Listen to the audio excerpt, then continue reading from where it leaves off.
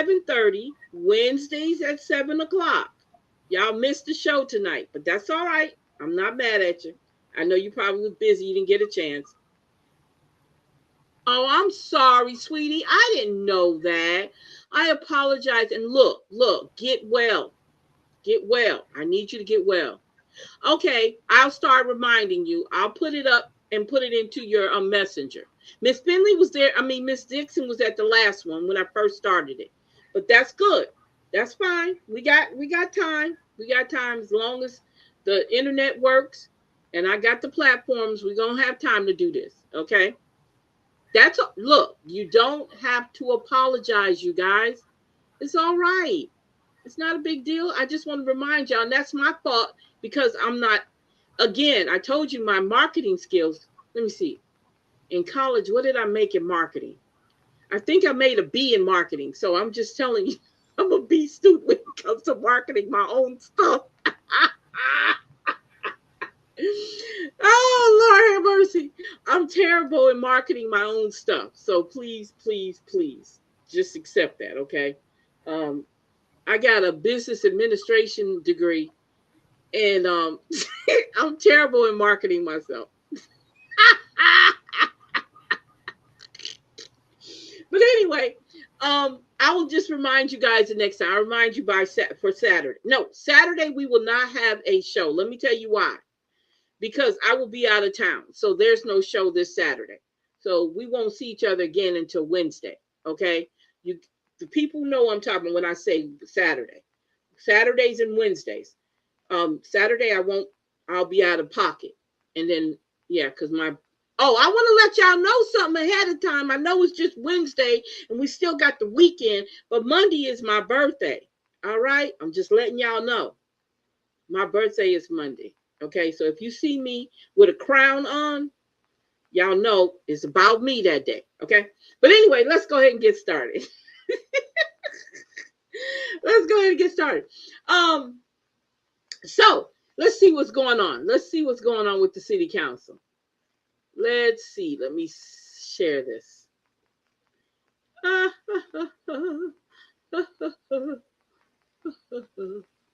So let's see what's going on. Secretary, please call roll. Ms. Felter, Mr. Fowler, Mr. Loredana. All right, we have a quorum. Has anyone heard from Ms. Felter? Is she en route?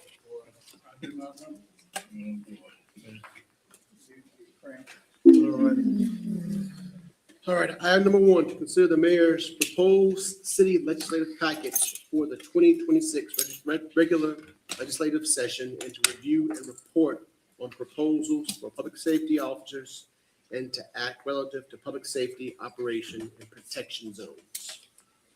Mayor? Mr. Chair, we have one bill in that package. The public safety zones is not going to go forward. We were asked to present these just to give you some background on that first. So, we worked hard on it. Go ahead. so these bills aren't going to be put No, in session? this one, the public safety officer is, but not the buffer zone bill. But I can tell you what the buffer zone was about and what happened, or I can just drop it since it isn't going to go forward. Yeah, let's talk about, you're talking about both of them. Okay, so the buffer zone bill was something that we were approached about, and I don't think it was filed. I think it's just the advertisement even before pre-file. Mhm.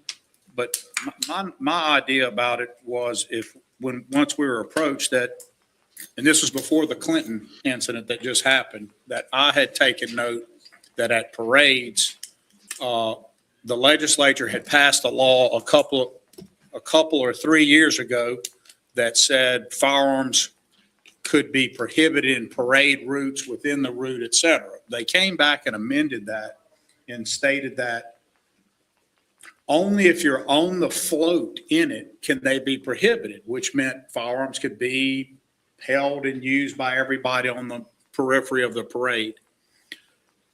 Our issue with that is anyone that carries a firearm because they have a credential to do it, anybody that open carries even, we weren't too concerned about it other than that kids in a backpack or older folks with backpacks, anybody else could be there at the parade and our officers can't distinguish good guys and bad guys. It's a problem. Okay. This all happened before the Clinton incident, and now there's been quite a few since. So You mentioned the Clinton. Clinton, Louisiana had a Mardi Gras parade and a lot of shots fired, some serious injuries. That was this year? It was just recently, yeah. And so, you know, we were approached from law enforcement with it. I don't want to get in everybody's. Okay, I got a question. Why are we even having firearms at a parade? What? When did we allow firearms to be in a parade, period? Even if you're on the outskirts, who did that? It's open. It's open. It's a. That's that new. Okay, so that's that new law that Jeffrey Landry. It's not a new law. It's not a new law. Okay, so who came up with it? No, it's old. It's as old as the country. It's the Second Amendment right. It's the right to bear arms. No. Every state do not have an open carry law. So stop. Right. So the open carry law applies to when you want to carry your weapon out in the open. Okay. Right. So you're out of that. Louisiana does that. Texas does it. There's a number of places. Okay. I'm not. Okay. Great. I'm saying at a parade. It wouldn't matter. It's the public. I know, but I don't believe in that. I don't believe in open carry. I understand that, but I believe in the Second Amendment. If I'm at a parade, if I'm at a baseball game, I am a lot like white people in that aspect, because they'll open carry into Michael's to go get some arts and crafts equipment. I've seen a white man go into Walmart with not one but two pistols on him. I'm open. If it's a state where I can open carry, I am definitely open carrying as many places I can possibly open carry.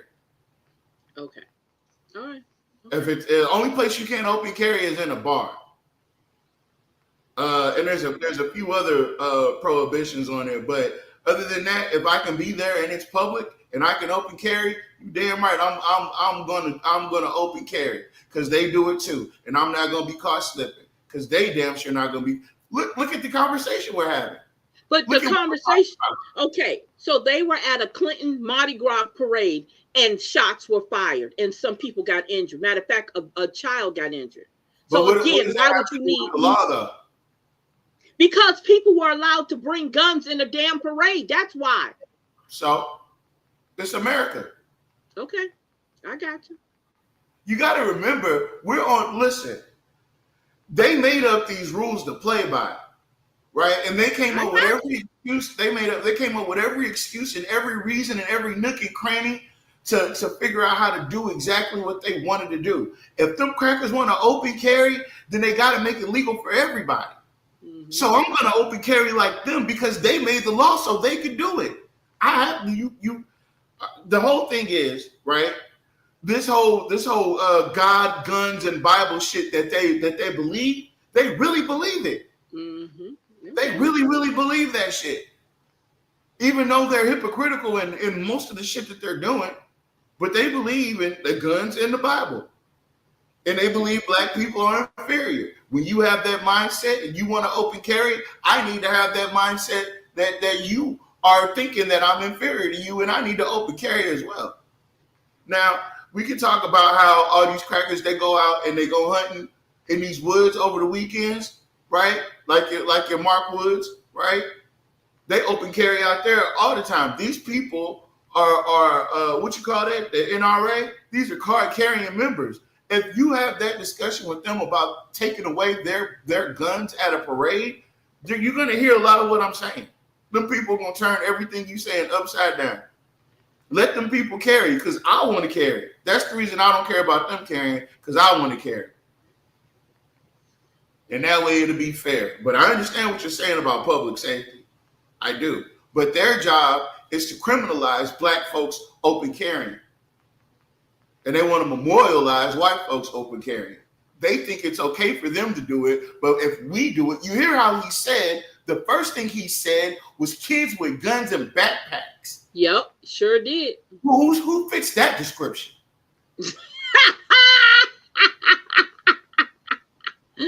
You are so on point. Okay, I give you that. I give you that. He directly was talking about Yeah, us. and then he tried to switch it up to anybody for that matter. He Yeah, said no, older people too. He said yeah, older other people. people too. No, don't switch it up now. You're talking about young kids with guns in their backpacks. You're talking about black kids. Because the only time white kids have guns in their backpack is when they're about to do a mass shooting at school.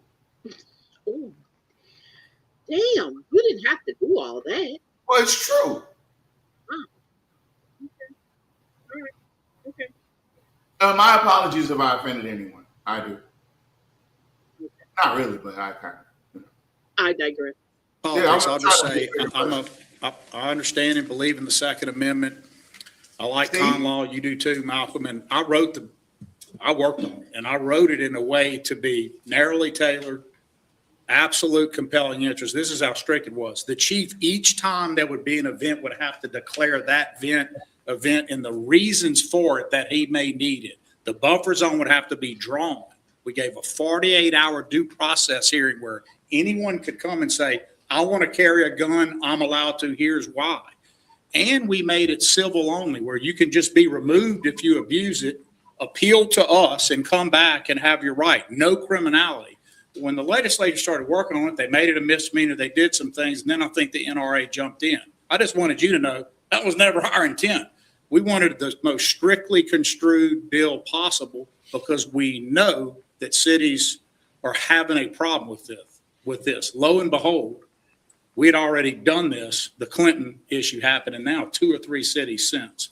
So our idea is not about restricting all guns at parades. It's about giving our police a tool to be able to have the cause or reasonable suspicion or cause to walk up and check things, not keep people who lawfully can have guns, et cetera, there. The NRA, I assume, takes a pretty hard view that everybody should be able to do it no matter what, and you shouldn't have any bills. The folks that had approached me to do it then wanted to not do it, and I figured, I didn't know how you were going to work that out.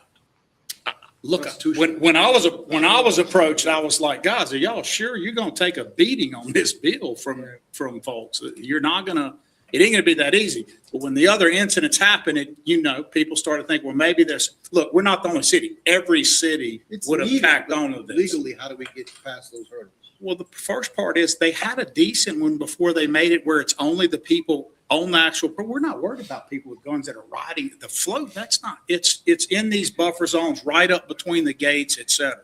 So I just wanted to come and tell y'all that's what it was. It ain't going to happen.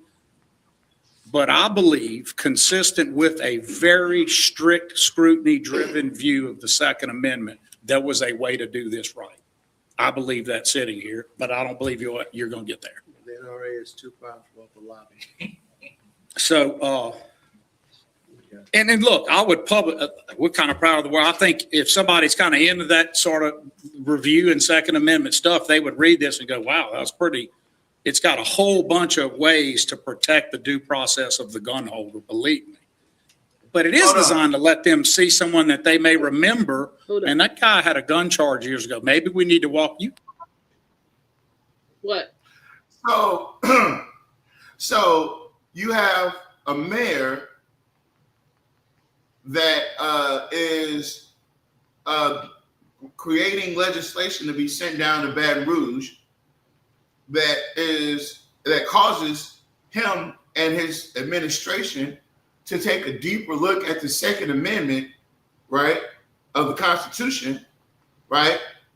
But every single city council meeting that I've seen there been some type of disruption of some sort is usually because one of him or someone else is violating someone's First Amendment.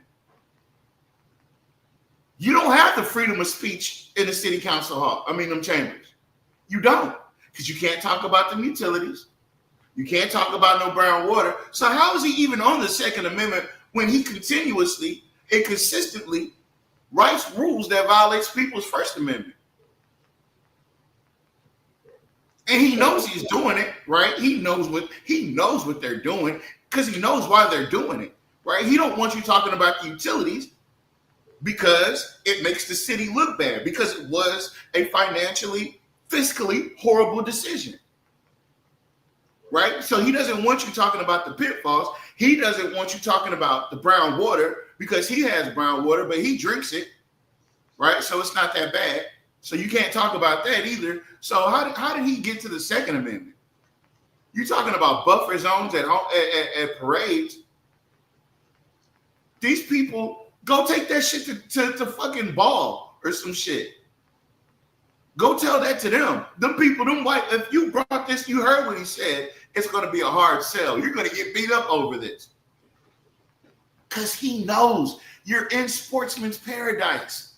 All they know is God and guns and racism and oppression and nepotism and slavery. That's all they know. That's all they're familiar with.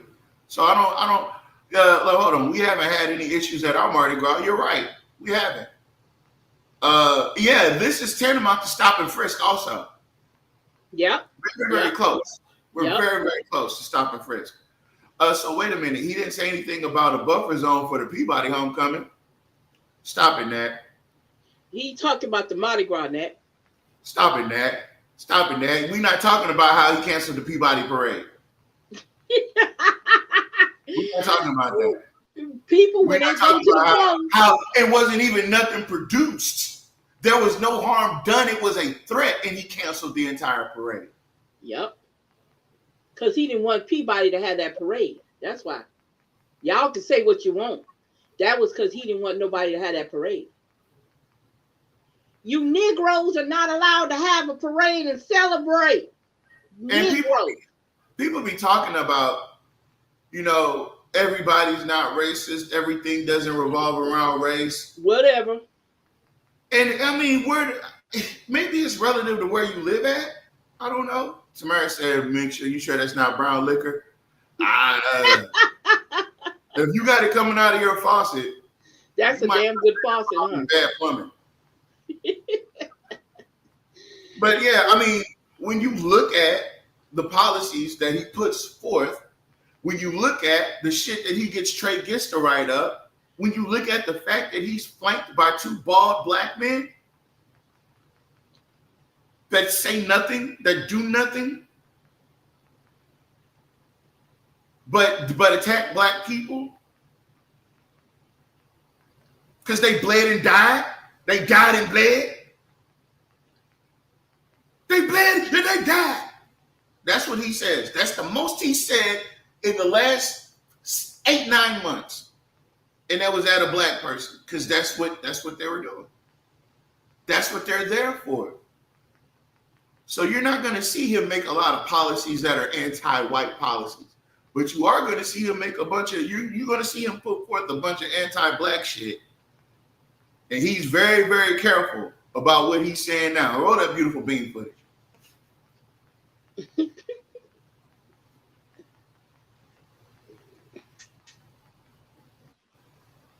Can't do any of that right now with the way it is. So that's a problem. But if you see a person with a bulge, they can stop. No, sir. Not with their new change. No, sir. With the new, I hadn't looked. Nothing. At the new. A gun outline you can do nothing about because they have the right to possess it. You'd have to have independent calls that is an actual felon in possession that you knew you had arrested and had convicted. You'd have to know him. That's James. He's a felon in possession. I'm gonna get him. Other than that, you ain't. That was as a result of the recent. So we were just trying to ratchet. We weren't even trying to go back to where it was, Malcolm. We were trying to go back to a whole new. Why would he just come up with the random name James? Because he could. Why? What's wrong with James? He could have said John. I don't know. James sounds kind of black to me. James sounds kind of black to me.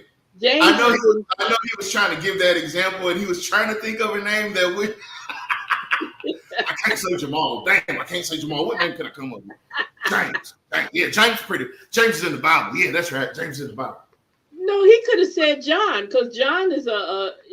Nah, Because don't forget you got John Callis. So you got a John Smith, you got a John McCullough, you got a John anything. You could have used it with James, but James. No, wait a minute. Now wait a minute. Now where are these black Johns you're talking about? Because all the ones you're saying are white John. Wait a minute, hold up. My grandpa name was John. No, I'm talking about in the city, in his circumference. Oh, I don't know. I can't. Yeah, there are none. There are none. But I know about 3 or 4 black Jameses. You see what I'm saying? You so And wrong. he's talking about people carrying at a parade, and he like, I don't know. I'm not saying he's racist. You sure? Yeah, man. Yeah. You sure?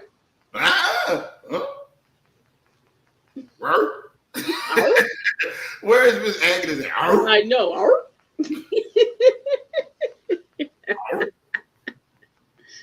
Oh gosh. All right, I'm sorry. Hold up.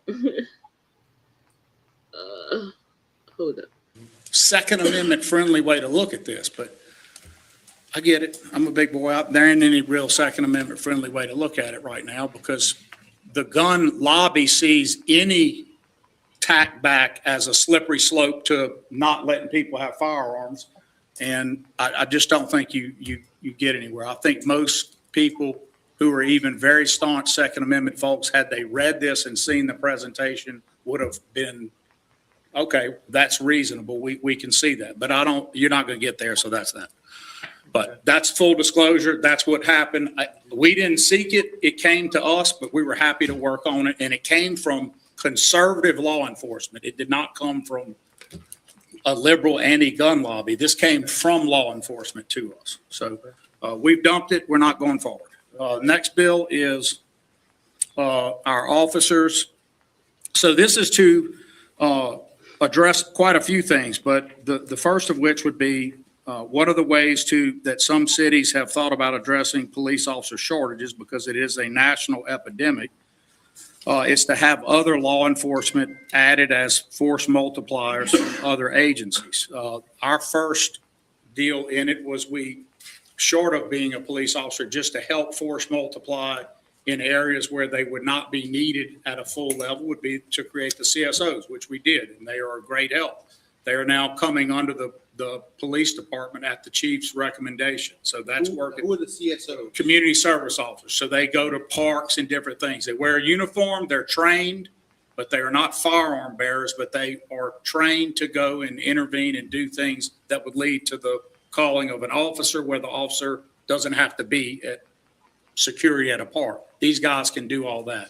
You'll see them at our parades. They do have marked vehicles. You will see them in the Masonic corridor and wherever there's a lot of parks, you're going to see them there all the time.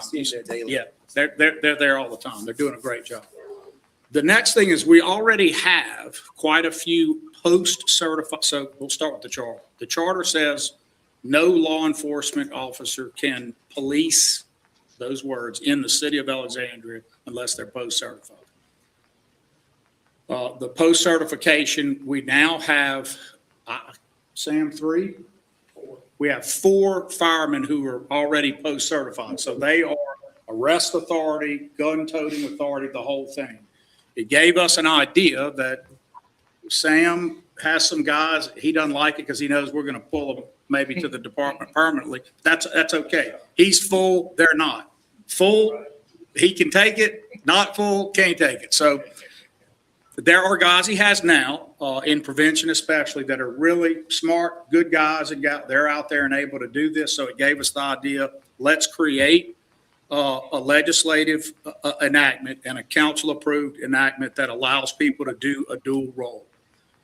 Basically, when these firemen are acting as police, they are under the authority solely of the chief of police.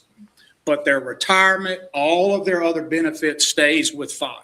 And the bill is a very thoughtful, it has a full set of processes to make sure they're covered. The digest is this: to address police officer shortages, this bill establishes public safety officers in Alexandria who are specially trained and certified fire personnel allowed to perform both police and firefighting duties, thereby enhancing response flexibility and efficiency. PSOs would be overseen under existing civil service rules and required to meet comprehensive training standards for the dual role, including at minimum, they have to be post-certified. Good thing is they're already under the same fire and police civil service board, so all that is easy because it's the same board for any discipline. When they're under the chief, when they're acting as a police officer, they act at the direction only of the chief of police.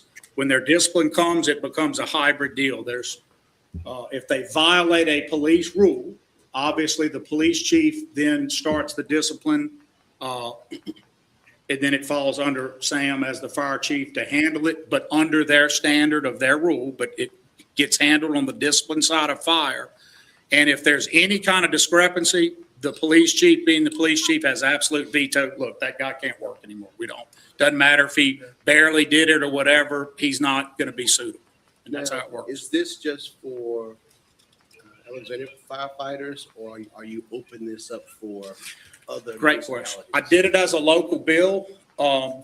We immediately were contacted, a bunch of other cities think it's pretty innovative, and I think you're going to see some either tagging on and copycatting, or you're going to see it next session. But it certainly occurs in other places in the U.S. That probably don't have civil service. The unique part of ours was writing in those civil service protections.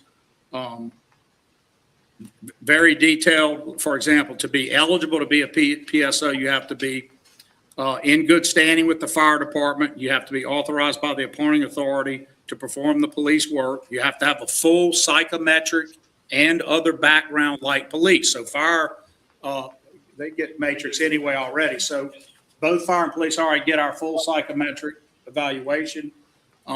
Any extra things they would need past post, we would ensure that they do and get. They already do this. The post guys are already supporting our officers. This would allow more people to do it. I think we had a cutoff on rank. What was the captain at the captain level? So you're getting. What does that mean? Well, go ahead. So someone that would be such as a chief or district chief would not be allowed to operate that. And the reason for that, they have to go through the police academy. So by the time they age, when they're at a district chief level, they may not qualify to go through the police academy. How do you feel about this I- legislation? It works for us. We're already doing it. He was part of proposing it to the chief and to me. I mean- They're already doing it. This would make it clearer with the rules of how to handle issues that could come up. So a captain, I'm gonna make sure I'm right. A captain's a sergeant in Would police. Probably be in that area. A captain in fire is the equivalent of a sergeant in Correct. police, roughly. Is that right, Joe? Roughly? Okay. So there's an age cutoff. It's- His top guys need to stay in the leadership Right. they're in, but it's also, they would be if they're at the level of that. Okay, so can I ask y'all something? Why is he answering the questions if Malcolm is asking the person who actually came up with it? Why is it that he answered the question? Because it's election season. Oh, okay. Thank you for verifying that. With him, they're already aging to a point where you wouldn't want to throw them into a different set of rigors and things that these guys fresh out of an academy do. Also have some salary concerns when you're in those upper levels. All right. So in essence, these firefighters would be beat cops? Is that? They could do They could do either one. Any role. They'd be fully trained as they would be the equivalent, fully trained as a police officer. In fact, we think some of them are going to end up saying, well, okay, maybe I'm going to think about it. It's another reason not to make the rank high, to not give that false set of incentives like, man, I don't know. I'd like to start a career in police, but I was already at this fire. This would be crazy to start over. So we've been thoughtful about. Yeah, what's up? You know what? He didn't think this community policing thing all the way through. Tell me why you say that. He's patching. You can hear him patching it up now.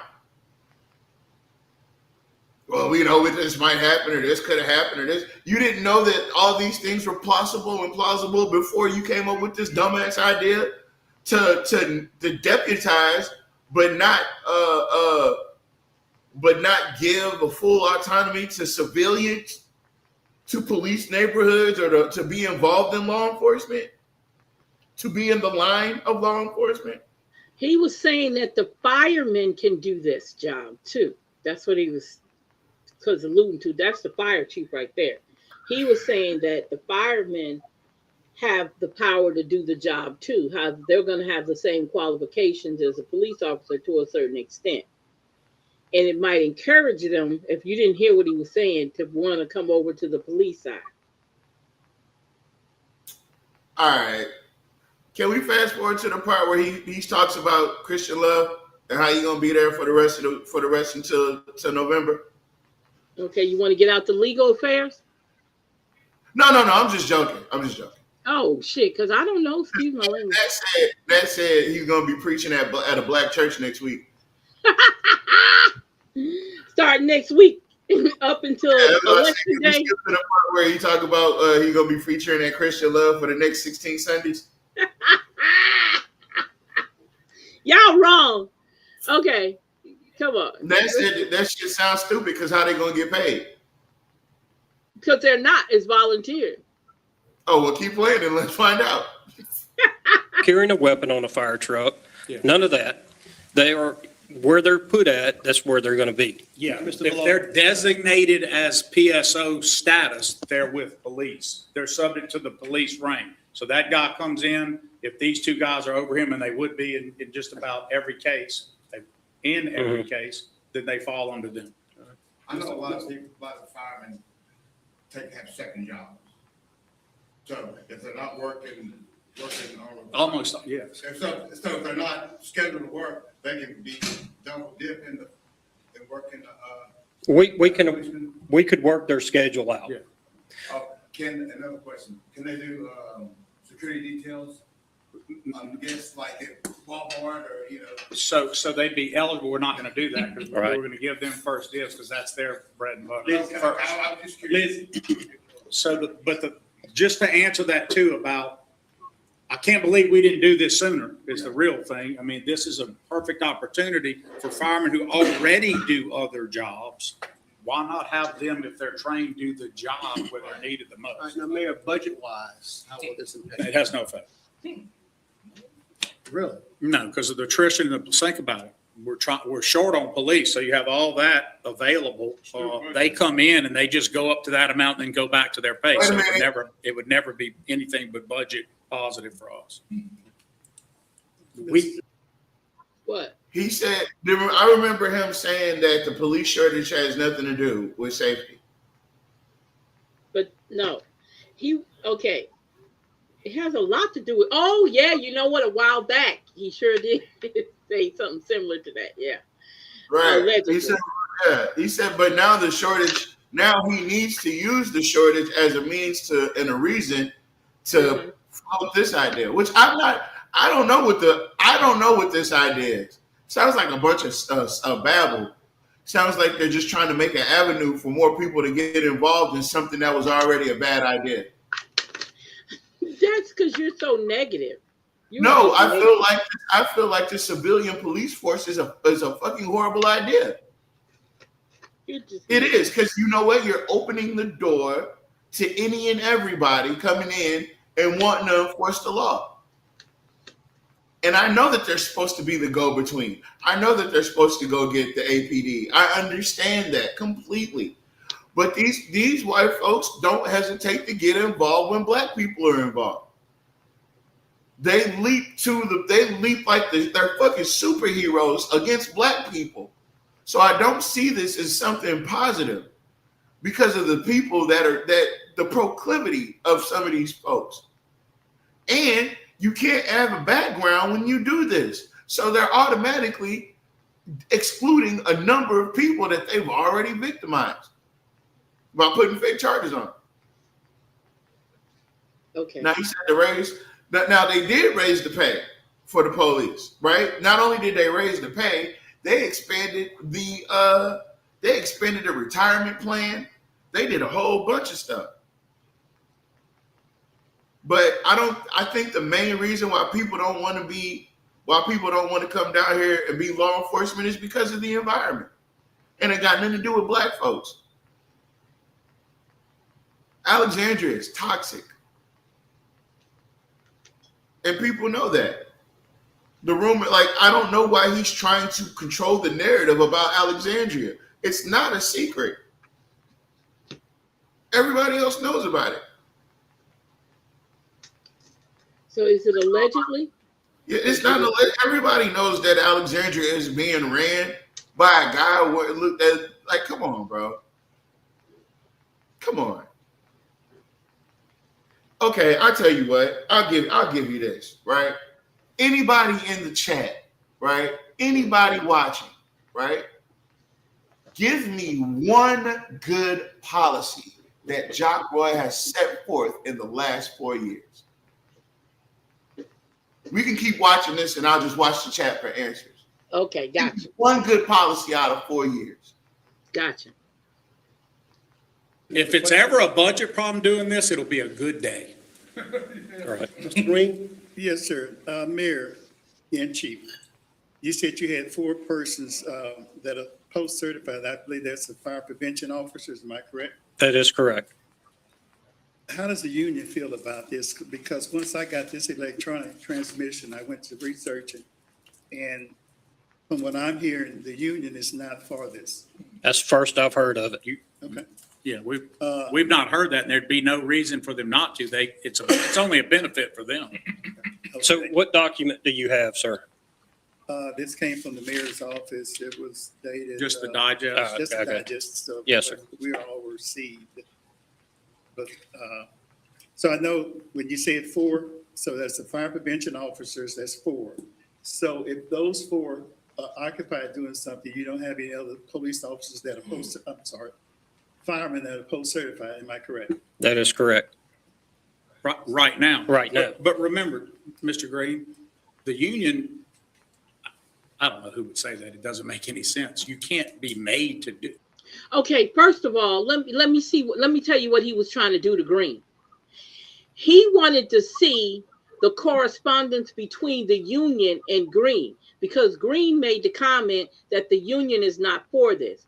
So he wanted Jock and him wanted Green to show him that the union wasn't for it. See, that's what you see what I'm saying? That's what that was that little snarky shit that bro, you said who said that? Who said that? Yeah. I want to know who said it. He wanted to see the email. That's what it was. It's not an email. He said he read it in the digest in other cities that are trying this. But exactly, Nat, wouldn't it just be cheaper to get cameras? It would be, but we gotta have. It would be safer to get cameras because you're not putting civilians. Put nobody's life in jeopardy. That's right. You wouldn't be putting nobody's life in jeopardy just in case, say something, something happens where people, shooting or whatever. You're not killing. You're not getting nobody. The problem with cameras is that they don't lie. Okay, so if it's some policeman involved in it, the cameras are going to show that. If the raid unit is dropping people off and picking people up and helping the police sell drugs in your community, which is what's happening, the raid unit sells drugs in your community. Mark Woods in the Rapides Parish Sheriff's Office has a program that puts drugs in your community while they profit off of it. Whether anybody wants to acknowledge it or not, it's happening. It's the raid unit. You guys see it every day. He said the same union that didn't support him last election. Oh yeah, that's right. The police union was against Jock Roy. Am I correct on that? Yeah, I'm still waiting. Latasha says she can't think of one. And listen, I'm trying to be biased. Give me one good Jock Roy policy that was created over the last 4 years. Because if you haven't created anything like that, you don't need a campaign. My thing is, when you're good at what you're doing, you don't have to campaign. People will naturally support you. But all this campaigning and this Monday morning quarterbacking, they're not going to acknowledge that. All right, that's cool. I'm with y'all. I'm with my people first. But I guess we can roll that beautiful Bing footage because he looked like he trying to pull a gun on old boy right now. He got one of the back rapper guns. Like, this is a choice of the person to want to be a PSO. Right. So the last thing the union can do is tell them you don't have the right to work. They have the right to work. So I don't know how that would make any sense. But Madam Clerk, let the record reflect that Council Lady Felter is present. Yes, thank you. All right. Mayor, one other last thing. yes, sir. The incentive that the city offered for police officers seemingly is not being well received because you're having to incorporate this as a means of filling police officers. Am I Could I, wrong in saying that? could I No, respond would to say that? that the offer that we're making is but one tool, and that it would be an inaccuracy to assume that because you offered more pay, we would fill up, because every city is offering more pay and not filling up. Because the reason people aren't being policed is a very multifaceted deal. They don't know this yet, so I won't announce it tonight, but they're about to. So we're going to we'll have our lowest people starting. We'll be, other than state police, we'll be the most competitive there. So it can't be just money.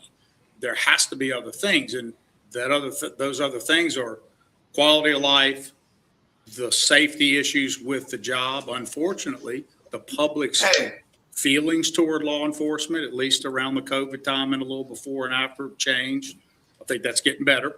But those are all challenges to being policed. Okay. So we have an administration that's admitting that wages are important, right? But they don't think they're important enough to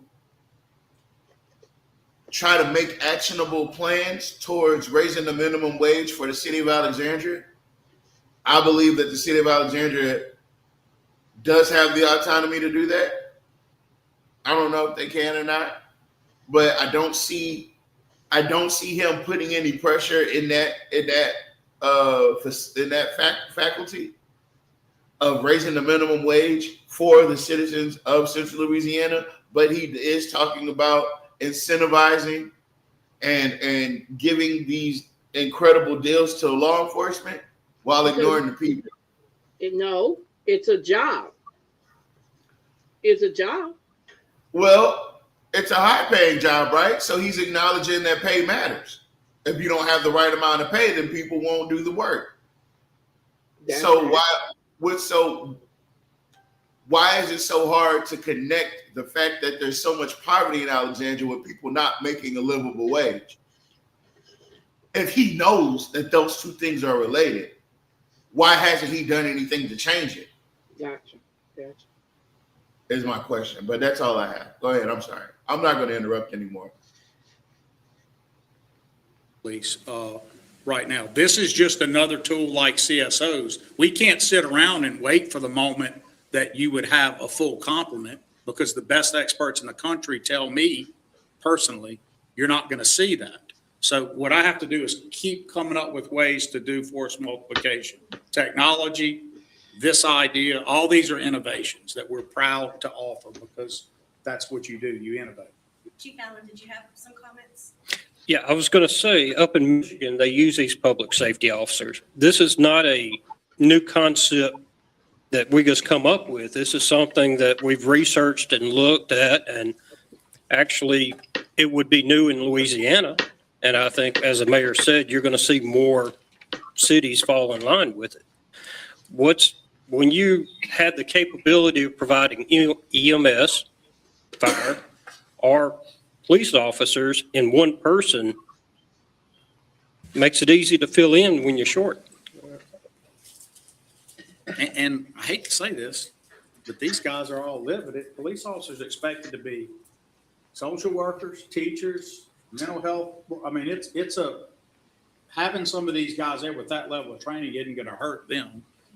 If anything, I would have thought the police would have complained over anybody else because they'd want to see just that. But these are just being filled jobs by other colleagues they know already in public safety. So it doesn't affect It's a them. hookup. So no one is affected by this except that they're relieved of shortages, which helps us all. All right, Mayor, do you want this body to pass a resolution? I do, sir. in favor? I do, sir. All right. How can we add that to the agenda? I think a resolution by unanimous consent can be added because it doesn't have to lay over, but I could be corrected by Mr. Gist.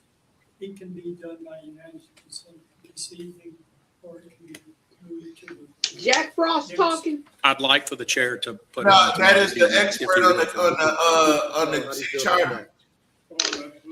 All you have to do is raise the utility rates like you try to do it for everything else. The best experts in the country told you that Alexandria was the sixth worst in the city. I'm asking for your suggestion or your opinion. I've got issues with it, but we'll see. Mr. Ballard, how you feel about it? I'm up good. Anyone else I'm missing? Okay. What you mean? Could I How? ask Mr. Green what your issues are? Again, talking to people without saying who I spoke with, they're not feeling comfortable with it. So we'll see how it goes. That's the first I've heard of it. Yeah, I mean, Well, I mean, I've had people say, man, why didn't you do this a long time? Like, Let me tell you who the problem with that comment. Oh, that shit The up. problem with that comment. Experience what a black man got to say. They got to say. Exactly. You got to remember. See, this is what people don't realize. We don't all deal in the same circle of people. Okay? Now, he's talking about who he talked to. Jock talking about who he talked about this to. Then you turn around and look at who he talked about it to. It's going to be a whole different opinions about how people are looking at this. And they have a right to their opinion on not agreeing. You can convince, you sitting up there trying to convince me because of the people you talk to. That's their opinion. The same thing for the guy, the chief. That's your opinion. That's your opinion. Green has a right to his opinion if the people he talked to don't agree with it. They have a right to that. And you trying to turn around and convince them makes me think you don't like nobody disagreeing with you. Because the people ain't standing there. They're not sitting there. They're not at the podium explaining why. He said from the people he talked to. And he said he's not going to disclose any names. Well, I think the other problem is that they're making it seem like Mr. Green is lying. Yes, that's another thing because he didn't show the email or any type of proof. It wouldn't matter what he showed. That's a cracker tactic. That's Yes. this week's cracker tactic. And then It's they just didn't show any proof either. You gotta look look like at- they're lying about something. Yeah, and then but they didn't show no proof either. Neither They one have of no them. proof. He has no proof of what he's saying right now. Well, I mean, that's new to me. That's because you didn't go looking for anything contrary to your idea. Of course, it's new. Exactly. Exactly. You wouldn't didn't even look look at for anything pros and contrary to cons. what you want to do. Yeah. You didn't look at no pros and cons. That's the whole thing. It was your idea. whoever's telling you that, I'd love to hear an Exactly. objective reason, Listen. because I promise I can punch a hole in it. Because I can tell There's just you, no reason not to I do think this. more firemen will become post-certified. So Jules, at the end of the day, if a Hold bunch of on. Now he said disagree with me, and I bet you I'll do better. I'll overcome it. Yeah. So you That's can't it. even disagree with him. Now He can't look. even take he can't take a different Yeah. opinion. Yep. And looking at him now, check the body language out, y'all. What did he do? What did he automatically do?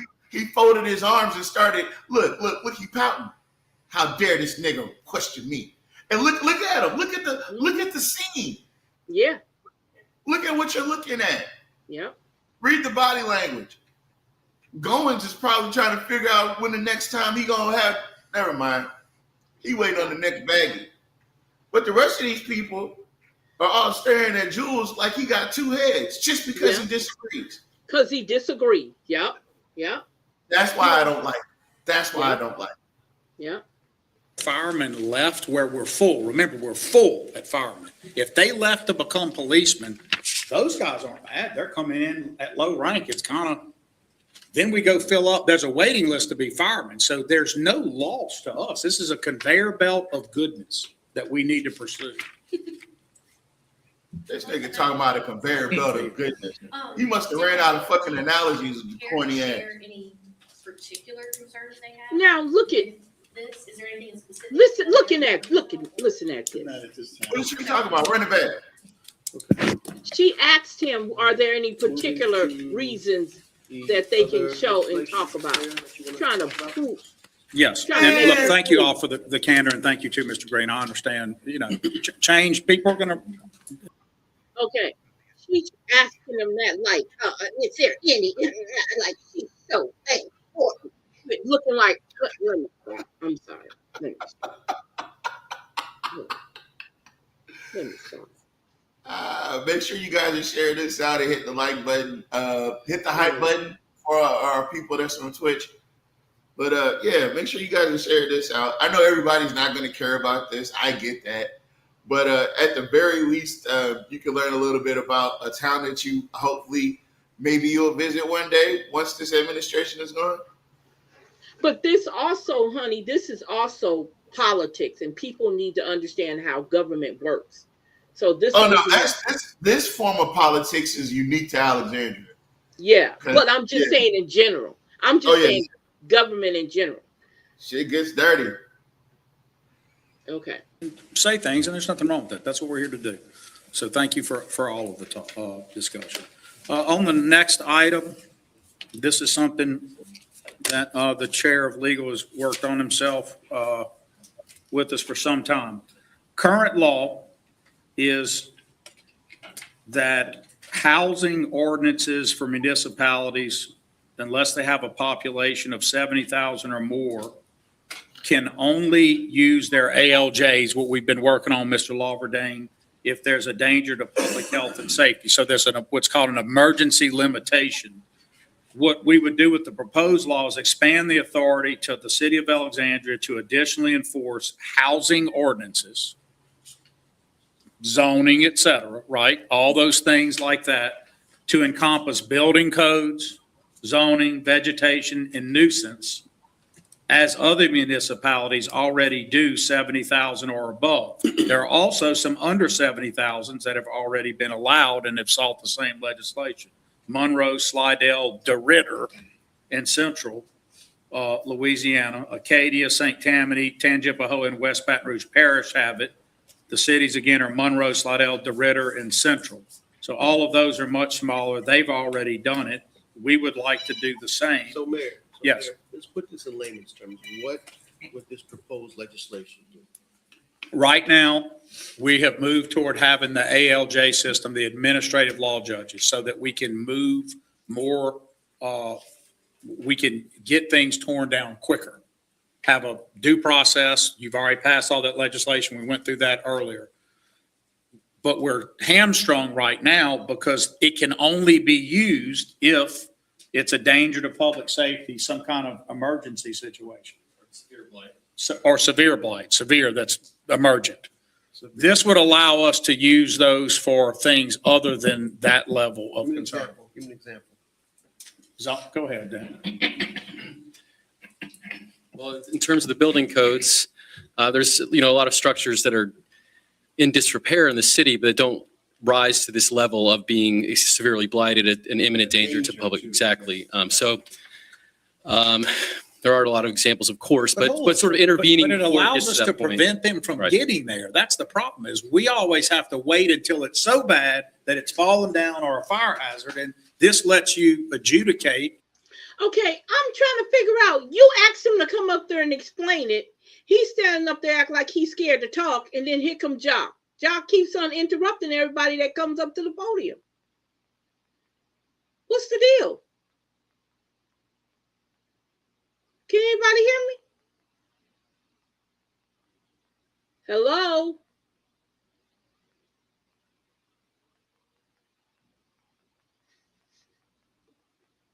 Hello? Oh, he went on mute.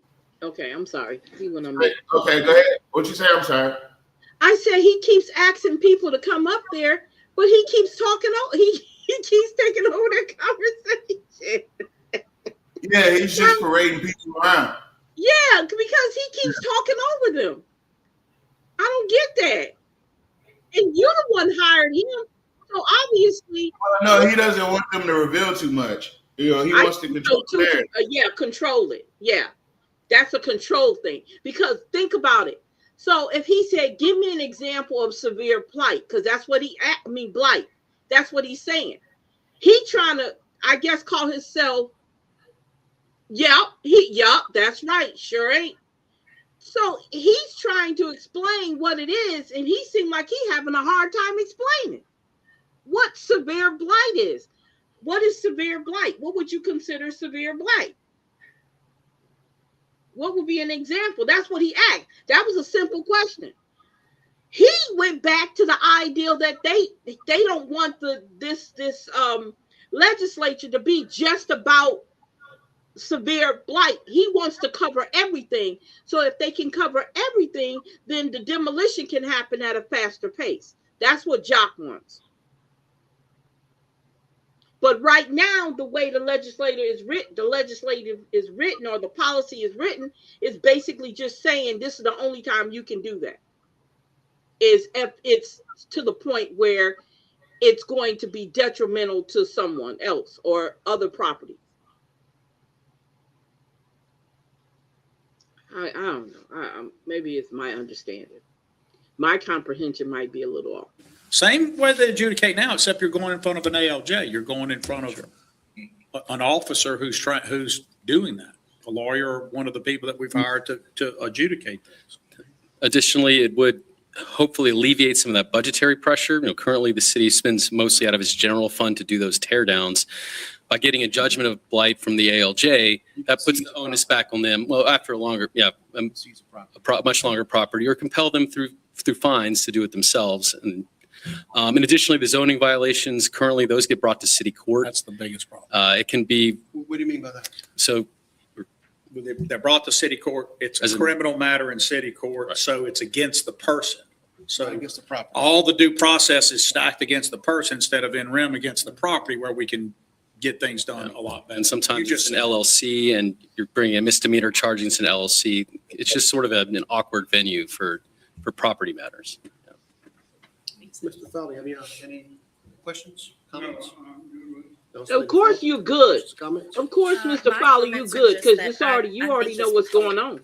Like you said, speed up the process, and I think it'll be a good thing to make things go smoother. And I like what the mayor said about preventing things. Of course you like everything the mayor said. That's from the chair to Just have the such a- actual bill as it's currently drafted. I didn't have that until yesterday, but I thought Yeah. I'd give it to Malcolm Yeah. to keep. What is it? That's the actual bill Oh. that the legislative guys, the House drafted from our work. So if Malcolm has any questions, or y'all do through him, y'all can get with me and we can talk about it. But that's what we think is going to be the bill. Mr. Green, you have any questions? Would this also include business places? That's a good question. Yes, sir. Yes.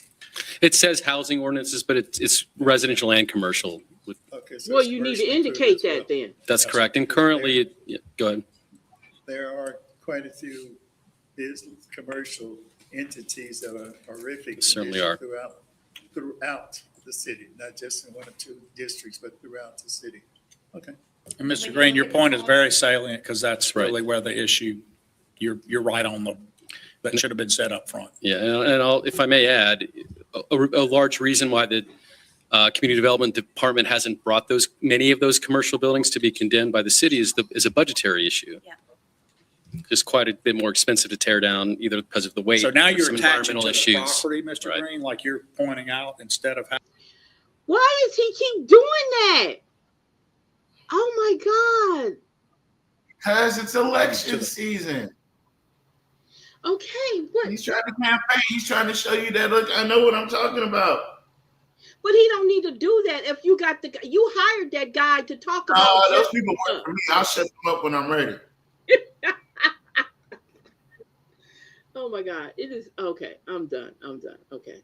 person in a court and doing all that, the incentives change. People want to get this done. Yeah. Ms. Valori, any comments? Do you want a resolution in favor of this? Mr. Chair, we would ask that you present that so that we could get it done today if we can. Let's see, if the votes are there. All right. Any other matters? No, sir. This meeting is adjourned. Thank you.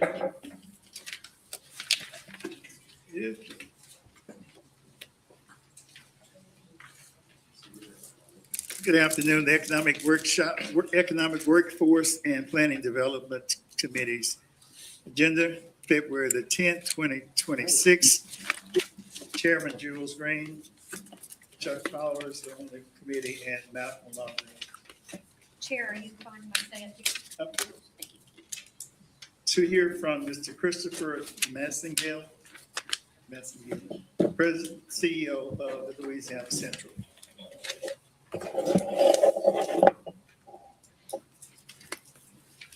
Good evening, everybody. Thank you very much for the invitation, Council, to have an opportunity to come introduce myself to you and reintroduce Louisiana Central. I've been on the ground now 113 working days, Mayor, and it feels like a whirlwind. And I want to say thank you to this community for welcoming me, being so warm. It's great to be here. Our charge is great, but the opportunity, I think, is even greater. I'm excited about what I'm learning. I'm excited about what I'm doing. I'm excited about the task in front of us. I'm excited that I've been given the opportunity by my Lord and Savior to continue to do this work. It's very important to me, and what we do helps improve communities, build lives, and create jobs. That's what we're all about. The last 113 something days certainly has given me even greater focus. One of the reasons. What? Okay, I'm listening. He acting like his color ain't got shit to do with why he got that job. So wait a minute. What is Louisiana Central? What is that? That's the old Cleater. Oh, wait a minute. they What just happened to the changed other guy? They just changed. I don't know. He act like him being white ain't had shit to do with him getting that job. Why is he thanking God? Is he thanking God that he's white? Tavares, I don't think that's it. So, okay. You know what, Tavares? I met with Jim. Me and Jim got into it, not that guy, but the guy that was over Cleater. We got into it online. And I see that's what people don't realize. Like I'm really like we had a what was it? We met up downtown outside of Tipitina's. I remember that. And he stole quite a few of our ideas. He wanted to be with me because of the chambers at that time, and we had the Louisiana urban businesses at that time too. Yeah, exactly. Yeah, you sure did meet with him. Yeah, you know what? Let me tell you something. To all 80 y'all out there, hey, we've been some movers and shakers. You can't take that from us. We've been on some shit. We've been in some shit. I'm not gonna. We've had some fun. Jim Gordon was his name. Jim. I can't remember his last name, but I remember Mr. Jim. Mr. Jim. Yeah, Jim something. But rewind that a little bit. He talking about he wanted to thank God for this opportunity, dude. You're white. They were going to give you the job. All you had to do was show up. Warm. It's great to be here. Our charge is great, but the opportunity, I think, is even greater. I'm excited about what I'm learning. I'm excited about what I'm doing. I'm excited about the task in front of us. I'm excited that I've been given the opportunity by my Lord and Savior to continue to do this work. It's very important to me, and what we do helps improve communities, build lives, and create jobs. That's what we're all about. The last 113 something days certainly has given me even greater focus. One of the reasons that I'm here is to reboot how we've been doing economic development, not only in Rapides Parish, Alexandria, and Pineville, but across the 10 parish region. This is a region, in my belief, that has tremendous opportunity. This is a community that I believe that has tremendous opportunity. In the course of us initiating what I called our Economic Development Roadshow, going to all 10 parishes, having a course of an opportunity really for me to learn. It's been several years since I've had the opportunity to spend a significant amount of time in central Louisiana. I had the opportunity in the years past to serve as the federal co-chairman in the Obama administration. So What? they got somebody that don't know shit about Central Louisiana to come in and create economic development in Central Louisiana. But who says he's not from here? So they went and got somebody that don't know shit about Central Louisiana to do economic development in Central Louisiana. You've been on the job 113. Stop fucking playing with me, bro. You've been on your job for 4 months. All this 112 days shit. Stop, bro. Just say 4 months. That's what I'm saying. Like, they play these games where they play these word games, and it angers, it incenses me, right? The fact that you're making 113 days sound like an extremely long time when it's literally since September, sir. September, October, November. It wasn't even September. We're talking October to November, November to December, December to January. You're talking about October, bro. You could have just said that when I started this job in October. I thank God for being in position to get this job. I haven't been in Central Louisiana in God knows how long. So, I'm surprised as you guys about how fucked up it is around here. But hey, I'm excited about, joining in. At least I got a guaranteed paycheck. I'm turning into that old man. I'm turning into Cornelius White. Damn. That's terrible. Get off my back! My back! Ah, help! Tavares, you are so wrong, and you're going to get in trouble for that. Help! They got my knee! Stop! Running the Delta Regional Authority, and I spent quite a bit of time during those 8 years in central Louisiana. And so it's great to get reconnected with these communities, with our people here, and I'm really grateful for that. In the course of that, almost 2,500 miles, 70 different stops, when I launched our roadshow and kind of my vision of how we're going to reboot Louisiana Central at the Rapides Foundation annual meeting, one of the things that I put out there is like, look, in 100 days, we're going to meet with 100 business and stakeholders and leaders in 100 days. Well, I'm proud to tell you that we've met with over 700 in 113 working days. Keisha is part of our team. She's been part of the coordinating team for the roadshow and does some tremendous work for us. Keisha, thank you for joining me here at the council tonight.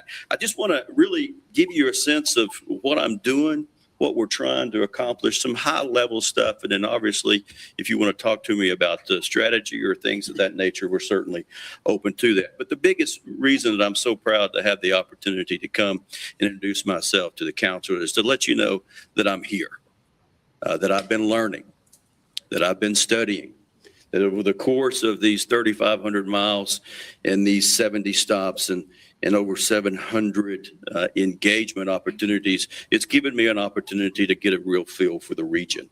It's given me an opportunity to get re-established and grounded here in Alexandria, because Alexandria, Rapides Parish, is really our economic anchor for the whole region. This community supports over $7 billion of our GDP, 64,000 jobs, over 163,000. Wait a minute. Hold up. Can I ask a question? Where's these 64,000 jobs? Across Rapides Parish? Okay. All right.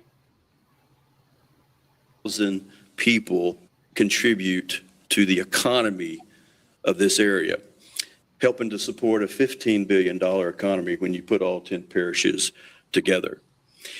And I have learned a lot. It still surprises me how negative we are on ourselves. I can't here we begin go. to tell Now you I how know. many Okay, now times I know people why you got stopped your me job. during the transition, even when I get it. I've gotten I here, get to it. say, Hold on. you're moving where? You're doing what? What now? Yeah, I know why. I know why they got him. Yeah, Why? he's gonna he's gonna sit up here and jerk. I mean, he's gonna be the mayor's. You see, the mayor's not interrupting him, huh? Nope. He's Okay, looking at then. him intently because he can't control him. No, he can. You know where you're going? To the point it actually started upsetting me, Councilman. I'm like, hold on a second. Wait a minute. You must not be talking about the same place I'm going, because I don't subscribe to that way of thinking. See, I do my homework before I go anywhere. And Lord opened this door for me. I stepped into it, and I am proud. You are a white man with You white are a privilege. white man So going you for a look to- job in you Central look to- Louisiana. That's right. You're a white man with a white job that looks through life through white lenses. Let's just break Wait a it on minute. down. Wait a minute. Wait a minute. What are his qualifications? I don't know. I don't know who he is. I don't know the man's name. So I don't know what you're talking about. So To be this here is an because I effort. know the opportunity. What? Go ahead. This is an effort for, even in the event that Jock loses this election, which he probably will. Jock already has his picks, so he could always keep his finger in the Kool-Aid. So if Jock went and recruited this dude, right, and Jock's no longer the mayor, right? Just like when he left office, when Jeff went in, he left all those little feeders and seeds out there, and they fed him, and they gave him all the information he wanted, and they gave him access, et cetera, et cetera. That's the same thing. I think Jock knows he's going to lose. You're right, Mr. Mayor. Boo. Boo that man. Opportunities that we're all working to achieve. And I really believe in this idea of picture it. Picture opportunity through growth. Picture the new investments that we can tap into. Just in the last 16 months, $73 billion worth of new capital investment at the state level. Over 10,000 new jobs. Well, I'm here to commit to you all that it's our turn in Central Louisiana, in Rapides Parish, in Alexandria. And I am laser focused on that. I have a bias towards action. I am goal oriented. I am mission focused, and I am results driven. And we kicked off this new assignment with doing a full economic analysis of the region, setting forth a new strategy and a new roadmap for us to do the work we do in economic development. But we can't do it in a silo. The reality in economic development today, particularly in today's landscape, it really is about being holistic. It really is about having alignment with our local elected officials and our community leaders and our business leaders and our stakeholders, making sure that we know where we're going and we're going there together, making sure we have cohesion with that vision. Because the reality is that this is, look, it's a tough environment for economic development these days. People oppose everything. I kill butterflies. I destroy roads. I'm removing opportunities, when the reality is actually completely opposite.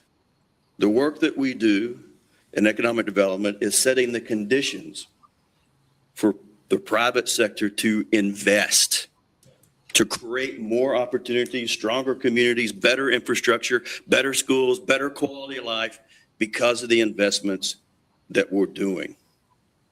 I can share with you just in the 100 and something days, and the majority of these 3 or 4 projects that we've been involved in, that I've been involved in, over $200 million, almost 70 something jobs, they're coming here. That's just in the last 100 days. We're working some major major projects. And we're so close. But I tell you that because it's still about understanding where we're going. I'm a big believer in doing your homework. I'm a big believer in making sure that you're holding yourself accountable. And we are accountable in economic development. You are my stakeholders. You are my constituents. I work for you all in this community. My mission is very clear: to do everything we can to create the right kind of environment so we can increase the kind of opportunities in the investments to create jobs. Hold Keep on. the I got jobs an that we idea. have, because If he really wants to increase businesses wanting to come to Central Louisiana, get rid of that Confederate monument in front of the courthouse. Mm-hmm. Hey, look at your boy's face right there. Oh. Look how he number looking. one. Keep the jobs that we have. Work with our community leaders, work with our business leaders, our small businesses. In fact, here's another little piece that's very important. 80% of all of our businesses in our footprint have less than 30 employees. 80%. So small businesses are critically important, making sure that we're doubling down and providing them the support. And that's what this strategic plan is focused on. My whole focus with the reboot of Louisiana Central is centered around 4 key pillars. First and foremost, it's about elevating the organization, making sure we're retooling, making sure that we're collecting the resources, that we can elevate the kind of execution of our plan that you all demand, that you expect, and quite frankly, you deserve. Making sure we are facilitating economic development in modern best practices, making sure that we're taking what we've learned and applying that to today's economic landscape, that we are a 21st century economic development organization that's providing the full array of services. I may be focused on the region, but our economic anchor is right here in Alexandria and Rapides Parish. Our plan also supports that. Our organization is going to support that, making sure we continue to add the technical expertise and the subject matter expertise as a board certified economic developer that our team can deliver. So, Mr. President, when you call on us to help with projects, when you call on us to help with initiatives, Mr. Mayor, we have the ability to follow through on that. It's a tall order. We've got a lot of work to do ahead of us. We are rebooting this organization and elevating the way that we have organizational excellence. That's number one. Number two, Why? Because they're destroying Gator. Mm. He plans on eliminating Gator. Since he couldn't get control of Gator, he just reactivated Central Louisiana, the CLETA. But CLETA was already. CLETA. No, CLETA was damn near defunct, non-operational. That's why this guy is such a big deal.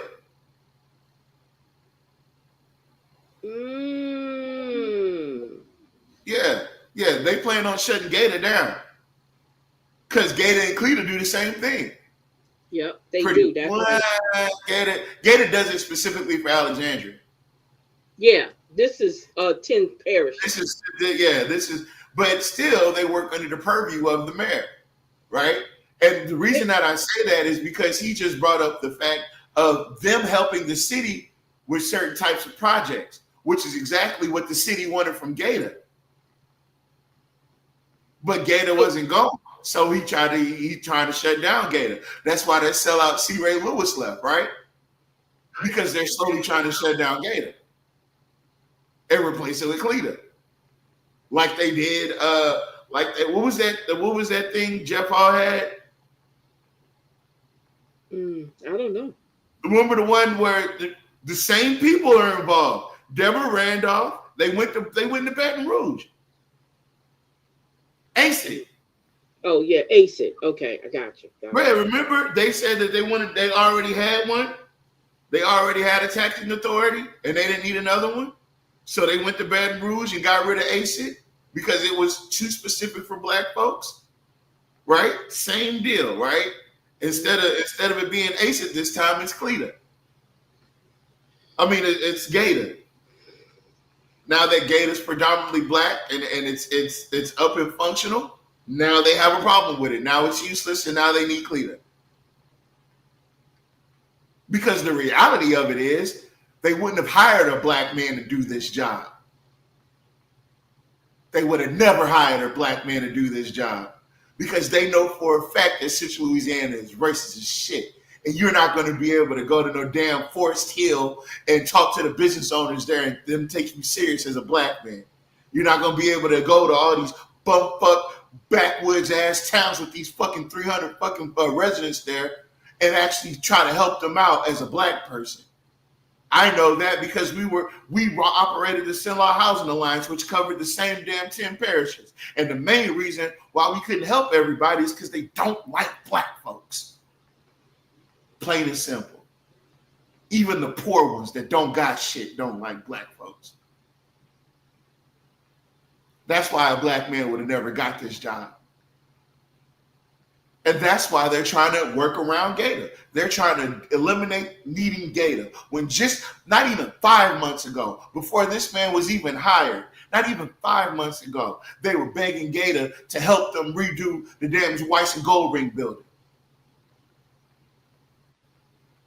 They were begging Gator to help them with the refurbishing or whatever they're doing down there at City Hall.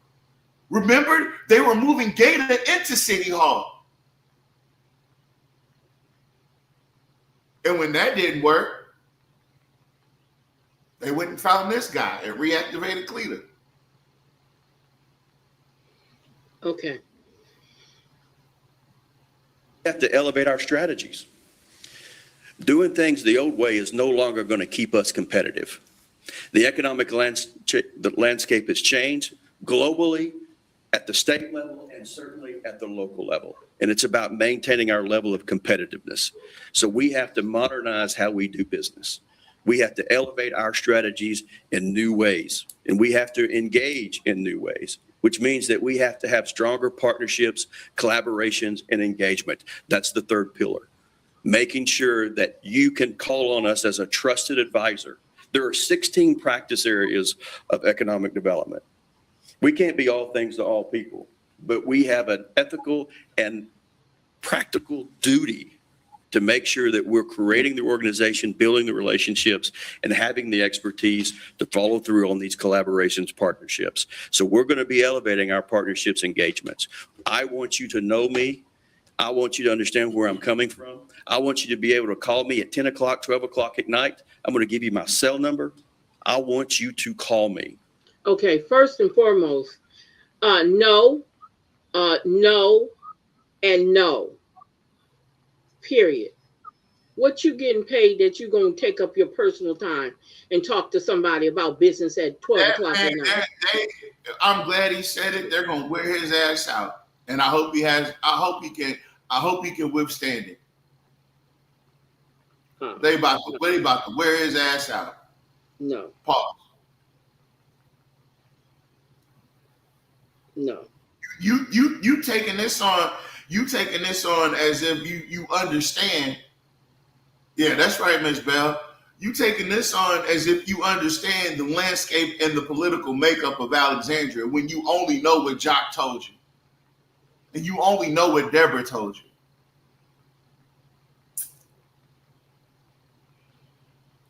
Oh, wait a minute. She said they can't be all things to all people.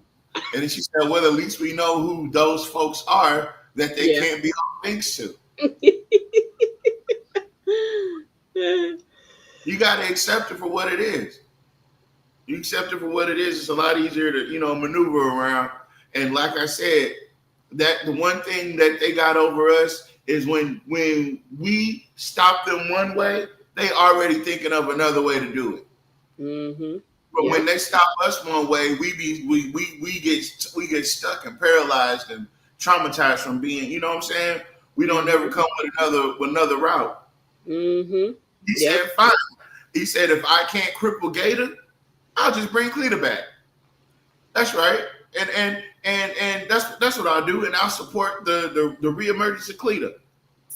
That's what I'll do. That's what I'll do. And it's called Louisiana Central. They rebranded, but I'm assuming in the rebrand they lost a little bit of motion. And Think I so? just, yeah, this is him trying to get some of that mojo back. But, Anytime. You know, Phil, yeah. you have full access to me because I want to be that kind of partner with the city of Alexandria. You are our economic core. We want to see Alexandria be successful. And I You wanna believe be that there are a lot of filled up by amazing things coming and happening right here in Alexandria that is going to even stimulate that even more. Fourth and final, it's about telling our own story. We need to be the ones to talk about how amazing it is to be in central Louisiana and in Alexandria. One of the things that we've learned in the last 100 days of doing our research, and we did a series of things about this. We did a major economic development deep dive. We peeled the onion back. What does our economy look like? What drives our economy? What are the things that are headwinds? What are the real opportunities? What's our industry sector? What are our economic development assets? But one of the things that we did in this exercise is we also take a look at, hey, how do we feel? What is our impression? What is our sense of reality when it comes to the quality of life, economic opportunities in the future for our community? And we're going to work on that. We're going to work on telling the story and stop letting other people outside of our community tell our story. This is an amazing place with amazing people. And I will be willing to step up. I get it. With- Hold on, yeah, I get it. I get it. Yeah, they got these outsiders talking shit about Alexandria, and I don't want that. I want us to be able to lie to these people to their face and not have these outsiders tell the truth about us. Yeah, I want to be able to be the first person to lie to them. That way, they don't ever get confused when the truth comes out. Because I've peeled the onion back, and I've seen what the problem is. It's the colored folks over there, Universal Collective Networks, and that goddamn Can We Be Frank show. It's their fault. It's their fault that everybody knows about the utility scam. It's their fault that nobody wants to come to Alexandria because they keep saying that it's racist here. It's their fault that they keep pointing out the statistics and the numbers that correlate with what they're saying. But he wasn't talking about us in general, Tavares. I don't know. You need to run that back, man. No. You need to run that back. He said outsiders. He's not talking about us. What have we been referred to? This is my smell test. If they've ever said it before and it was directed at us, and the same people say that phrase, it's almost safe to say that it's almost good to assume that they're talking about people, either us or people like us. Because what other outsiders talk about Alexandria? There's probably a lot of people talking about Alexandria that don't live there anymore. Huh? We're not even outsiders. What do you mean outsiders? Bitch, I'm from Central. I'm from. What is he talking about? But he's not talking about us. You sound so paranoid. You can play that game if you want to. You can be naive if you want to. But I know the speech, and you can run it back, rewind it, and see if they're not talking about people like us. Okay. Okay. I'm not doing that. Let's go for it. No, rewind it. No, I'm not. Our state reps, our Okay, state then. senators, our community leaders, anytime, anywhere, to push back against this narrative that you can't come here and succeed. You can't invest here. You can raise a family here. You can go to church here. You can get an education here. And you can get an education here and then leave. That's what you can do. That's what everybody been doing. Y'all talking crazy when on average Louisiana is the fastest losing population right now in United States. Okay? Because you combated, because you had conflict with what I just said, you no longer have the option to have an opinion about being anything around Alexandria. Okay. You're restricted from even having an opinion since he's not talking about the outsiders. You're not allowed to have an opinion on it no more. He's not talking about us. Now shut up. Okay. While you give your opinion. And we have the proof to show you. So if you're going to fly in at the cover of darkness. Come with your video camera, go to some of our worst neighborhoods and look at only one side of the street and then post it on your blog for the world to see because you've parachuted in and you want to create a certain narrative. I got news He's for talking those about people. Nat. He's I would say- literally talking about Nat. He- Literally talking about Nat. no. Wait a minute, they just skipped all that part of the onion. That must be the layers onion they peeled back. Wait a minute, they ain't talking about that. No, he's not talking about Nat, Tavares. He's not. Like I said, I refuse. Naive is not going to be in my repertoire of tools. I am not going to be naive. I know what he's saying, right? I didn't watch this in advance, but I know exactly what he's saying. I know exactly why he's there. I know exactly who called him to be there because he's been interrupting everybody else that come to that podium all night. But, yeah, but when he gets up guy, there, well, he's not going to change our opinion yet. no, Don't call me because they're invested in downplaying what we're saying. Gotcha. Let's finish this. My responsibility is not only to be your chief economic development advisor, but also your chief marketer, your chief advocate, just like you do every day, just like the mayor does being the chief executive officer for the city. I'm prepared to do that, and I'm going to do that because no longer am I going to accept this mindset of like, do you know where you're moving? Why are you going there? I chose to come here. I believe in what I do for a living. Oh, wait a minute. So he's the one that they hired to promote Alexandria. What are you not getting, Mom? I'm trying to explain that to you. Oh, so he pimping. This is a Doc Roy pick. Doc Roy brought him in. Gotcha. Faith is important to me because it helps actually drive what I do for a living. I believe in this community. I believe in what we do for a living. And we're going to start telling our own story about how unique our people are, how special our culture is, the unique opportunities that we have in front of us, the amazing opportunities that people are providing right here. It is real easy. What culture and what opportunity? Hold on. What culture and what opportunities? Wait a minute, let me listen. I can listen for you. Give me a second. Okay, I can't think of none right at this moment. I'm sorry.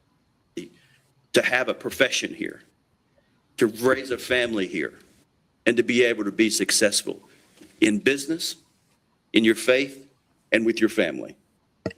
And we are very committed to those elements of economic development. So I don't want to take a whole lot of time. I'm sure there's things you want to ask me about, but I want you to know we're at the very end of this stage. We've completed the draft plan. We're going to be, in fact, I'm taking it to my board this Friday, and we're going to be launching our plan for the region for Peach Parish in March, and we're going to have a series of executable examples of what we're doing, and I can't wait to talk to you about that plan. I'm very encouraged about the future. I'm encouraged about what this community is bringing to bear, and I'm committed to this opportunity. So, Mr. President, thank you for the opportunity. Mr. Chairman, thank you for the opportunity. Thank you kindly for coming today and making your presentation, Mr. Massigal. You moved from Slide Hill, am I correct? That's correct. Yes, sir. That's exactly it. St. Tammany Parish, Yes. which is where I was the last 7 years. And I've spoke with House of Representatives in Central Louisiana, South Louisiana, speak highly of you. They're kind. You're a straightforward person. Ms. Bernardo speaks highly of you, who's over Gator. She's sitting in the corner in the back. Hey there. And Nice to see you. so we look forward to bigger and better things. We're glad you're taking the stern leadership to bring better economic development to Central Louisiana. And again, I thank you on behalf of this committee, this council, in the city of Alexandria. Anyone else on the council would like to say something? With all the thoughts that you put out there, I think if you'll develop just a little bit of a positive attitude. Yes, sir. Duly noted, Councilman. You're welcome, sir. Thank you for the opportunity. All right. Mr. Massengill, is there Yes, anything sir. the city needs to do that we're not doing? Oh, we can always be doing more, right? It's the whole purpose of my strategic plan is this vision, this idea about elevating, right? We want to elevate everything that we're doing. And when will you make this presentation? I'm taking our strategic plan to my board on Friday, and then we hope to be in a position to launch our economic development plan. And that includes the retooling, how we're going after major economic development focuses areas. And that you actually bring up a very good point. Economic development and community development, the worlds collide, right? There's actually another part of that stool. It's the third part of that, and that's workforce development. And they're all in tandem. Affordable housing is also in that. It's under that. It's very important. And you can never take your eye off of it, right? Communities are constantly evolving. We have to address these issues on a regular basis because we know we do have headwinds, right? We can't just put our head in the sand and not recognize that. But there's also some positive signs that the trend is turning. I guess my question is, when will you come back to make the full presentation to us? I'm hoping that we're going to be in a position of execution starting in March. So give us a little bit of time. Now that plan is going to be high level with various components of what we're doing. A big part of it is focusing in on our industry sectors. This plan is going to be much more calibrated on economic development, not as much on the community development. The community development pieces is more local based. It's place based. It's place centric. We have a role in helping to advise on that, to provide some of our expertise. But the execution of community development is really at the community level. I'm going after the big opportunities. A lot of people are concerned because we see certain businesses closing in our city. Yes, sir. And it's very concerning to certain people. So number one, I think we need to do some rebranding to let folks know that the sky isn't falling. Yes, sir. What we're seeing right now is some markets readjusting. That's exactly really due to forces that we have no control over. That Yes, sir. Above us. That's right. I mean, can you speak on that? No, I think you're absolutely right. I mean, let's take, for example, retail, right? This is an area that's a retail hub. And the reality is that retail really is much more at the macro level. Now, what does that mean for a layperson? So what that means is national trends have a big impact on what happens at the local level, particularly with retail, right? You're looking at retail because you're looking at the sales tax collections. Well, I mean, we've actually seen some pretty significant positive signs on sales tax collection, but local retail ultimately will reflect what's happening at the national level. That's just how And for those economics who are work. watching, when you say on the national level, what do you mean by that? Let's unpeel that a bit. Yeah, it's so when you're seeing big trends, right, with consumer spending, that will have a trickle down effect. It will ultimately impact a local economy. And so when you have big shifts in the markets, when you see big changes in patterns with people's spend patterns, are there expendable spending? Those things happen. We saw that particularly post-COVID with e-commerce. Well, then you saw nationally a rush to create a lot more distribution facilities. There was a time for, really 2 years after COVID, man, everybody in economic development wanted to get into logistics and distribution business. Well, the reality is that, yeah, it sounds good, but do you have the right geographical location? Do you have the right infrastructure for that? Do you have the right landscape that can support that? AKA all these, what we call the bombers, Amazon distribution facilities of 1 million square feet. Well, yeah, we can actually still support logistics and distribution in this. In fact, we can support it right here in Alexandria. But the reality is that it's right sizing. I think you said a minute ago in the other committee, things are right sizing. A lot of those sectors, particularly in retail, because of the Amazon effect, because of post-COVID, we got rid of brick and mortar. Well, the reality is that we're actually seeing now an uptick in that again. So we're seeing People want to have a place to go in and touch it and feel it and Well, try it on. I know in District One on Bolton Avenue, a dollar store closed and it's really hurting some of the residents. But I want to believe that's a national trend. It is. And Dollar General is actually leading that because they are right sizing. They were for almost 12, 13 years, they were on this massive growth. You would have a dollar store and a Family Dollar and all the dollar insert the other one. They would be in a mile square of each other, particularly in rural America. We saw a major expansion in rural America where now we're seeing those actually constrict. You're seeing less of those being built and you're actually seeing closures now. So now you're left with another empty building. I would like for us to find a way to put someone in that building because the people, honestly. What location is that again? It's on Council? Bolton Avenue. There's Bolton and Lee? yes. That store hadn't closed. No, there was a dollar store that closed. That's across from our Bolton Avenue Yeah, Community Center. But that That was a It's Dollar a Family General. Dollar. a Family Dollar. Family Dollar, Family okay. Dollar, Family Dollar. Yeah, Dollar. Got General it. Still open. But it's all. Yeah, and they misspoke. merged. They yeah. I missed yeah. it. Thank you for Yes, the I clarification. Make sure we But were- Family Dollar. I just want to make sure we wasn't closing Yeah. the store. Yeah, I understand, but Family I Dollar, got it. Family Dollar. Family Dollar. So, but Yeah, and they obviously merged with the Dollar Tree. Okay. So now you're actually seeing in some markets, both stores are in one building. Okay. That's a new. I have common noticed thing. that the Yeah, orange and the green. red. Yeah, that's right. Red and Yeah, green. okay, okay. Yeah. All right, all right. Sorry about that, man. Please, please, please. All right. Thank you very much, sir. Thank you Any very other much. questions for him? Yes, sir. Oh, yeah, absolutely. All right, Mr. Master, we appreciate your coming out today and giving us your, introducing yourself to some and others. And we appreciate what you're doing. We look forward to moving the city forward. This meeting, nothing else is adjourned. Thank you, sir.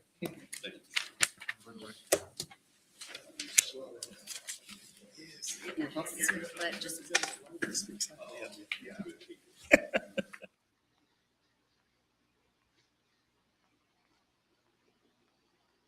Okay.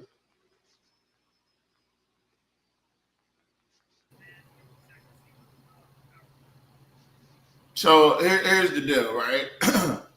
I'm glad Jules did that. Jock would have never done that. What? And there's a reason why Jules did it. Because Jock didn't do it.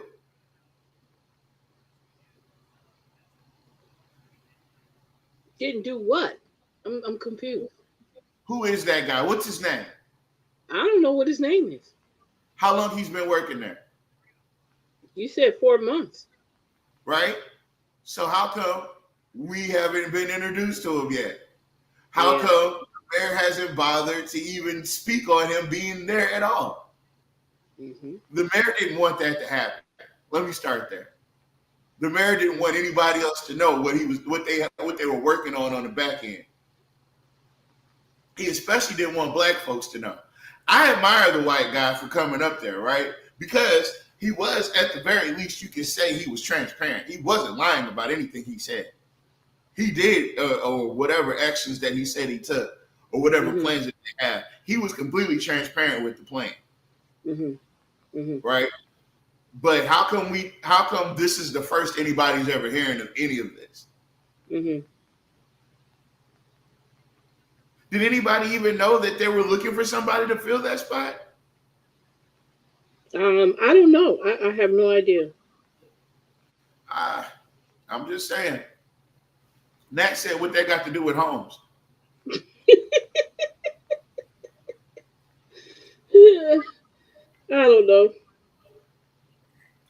You know what? Let me tell you something. People mad at us because of the stuff that we say and the questions that we ask. But if you would just be transparent, we wouldn't even have questions. If you would just tell the truth about stuff, we wouldn't even have questions. So this is a direct result of your obfuscation of the truth. And I think they should know that. All this stuff that's happening to them, these are all seeds that they sowed. So if all this stuff goes bad, this is all a direct result or when it does go bad, when Jock doesn't get reelected, when Lizzie Felter only wins because nobody else ran. Now, I don't know if you paid attention, and we need to go ahead and get this going because we're probably going to have to do the rest of this Friday. But listen, what I noticed is I love what Mr. Green did when he introduced Angie Bernardo. You know what that was. Did you catch that? Oh, yeah. That was all done on purpose. That's why listen. Jules is old school, and when people say people is old school, I don't think people really understand. A lot of times in the old school, they did not say much. It was a lot of stuff going on, but they didn't say much. Mm-hmm, mm-hmm. They just made it happen. Mm-hmm. And Jules is one of those people that's very, very old school. That by the time them people find out that the jig is up and he done figured out everything, it's gonna be too late. And that's what he's doing. If you ever notice it, people that are really good at this, like Mr. Porter, like Malcolm, right? Malcolm can turn all these situations that could potentially they're racist in their inception, or we know that it's something inaccurate about it or unfair about it. You ever notice how Malcolm will call them people up and be like, "Yeah, I'm so glad that you're going to be able to do this for the entire city." Mm-hmm. They did it a couple times just in this little exchange. Mm-hmm. Yeah, I can't wait. Yeah, because there's parts of Lee and Bolton that need blah, blah, blah, blah. That's not in no white districts. What they're doing is inserting themselves in the conversation. And I believe that is what's best for business. Because if you don't insert yourself in the conversation, look at Jock's face that whole time. And he was pissed. He was pissed. Yeah, mop before the people. What up, boo? Okay, I need to get back informed to what's going on. I've been going at a national issue back down to earth. All right, brother. But yeah, we're going through yesterday's council meeting, and as you know, or you may not know, it's election season, right? So the city council and Lizzie Felter, Jock, and Jim Villard, and Gary Johnson are all on the chopping block, but everybody's campaigning. And we're just making sure that the people have all the information they need to be well informed, because that's what my people perish from, the lack of knowledge. And we trying to avoid that this go around. But yeah, it's definitely a lot of irony in this thing here, but that's the reason they do it. And I noticed that I picked up on it. I think Mr. Porter used to do it too, but it's in the language that they use. Yeah, I'm so glad that you're here for the whole city. Or, you know what I'm saying? They'll throw some kind of shade in there like that. Mm-hmm. Yeah, I'm so glad, because we have some sections in my district that actually need that help. So I'm so glad you're here. Them people wasn't more thinking about our party. Wait, your part of town, nigga. We don't know your part of town. We wasn't here for you. We wasn't here for you. Oh gosh. Okay, come on. Let's 4 or 5. Okay, come on. Let's go.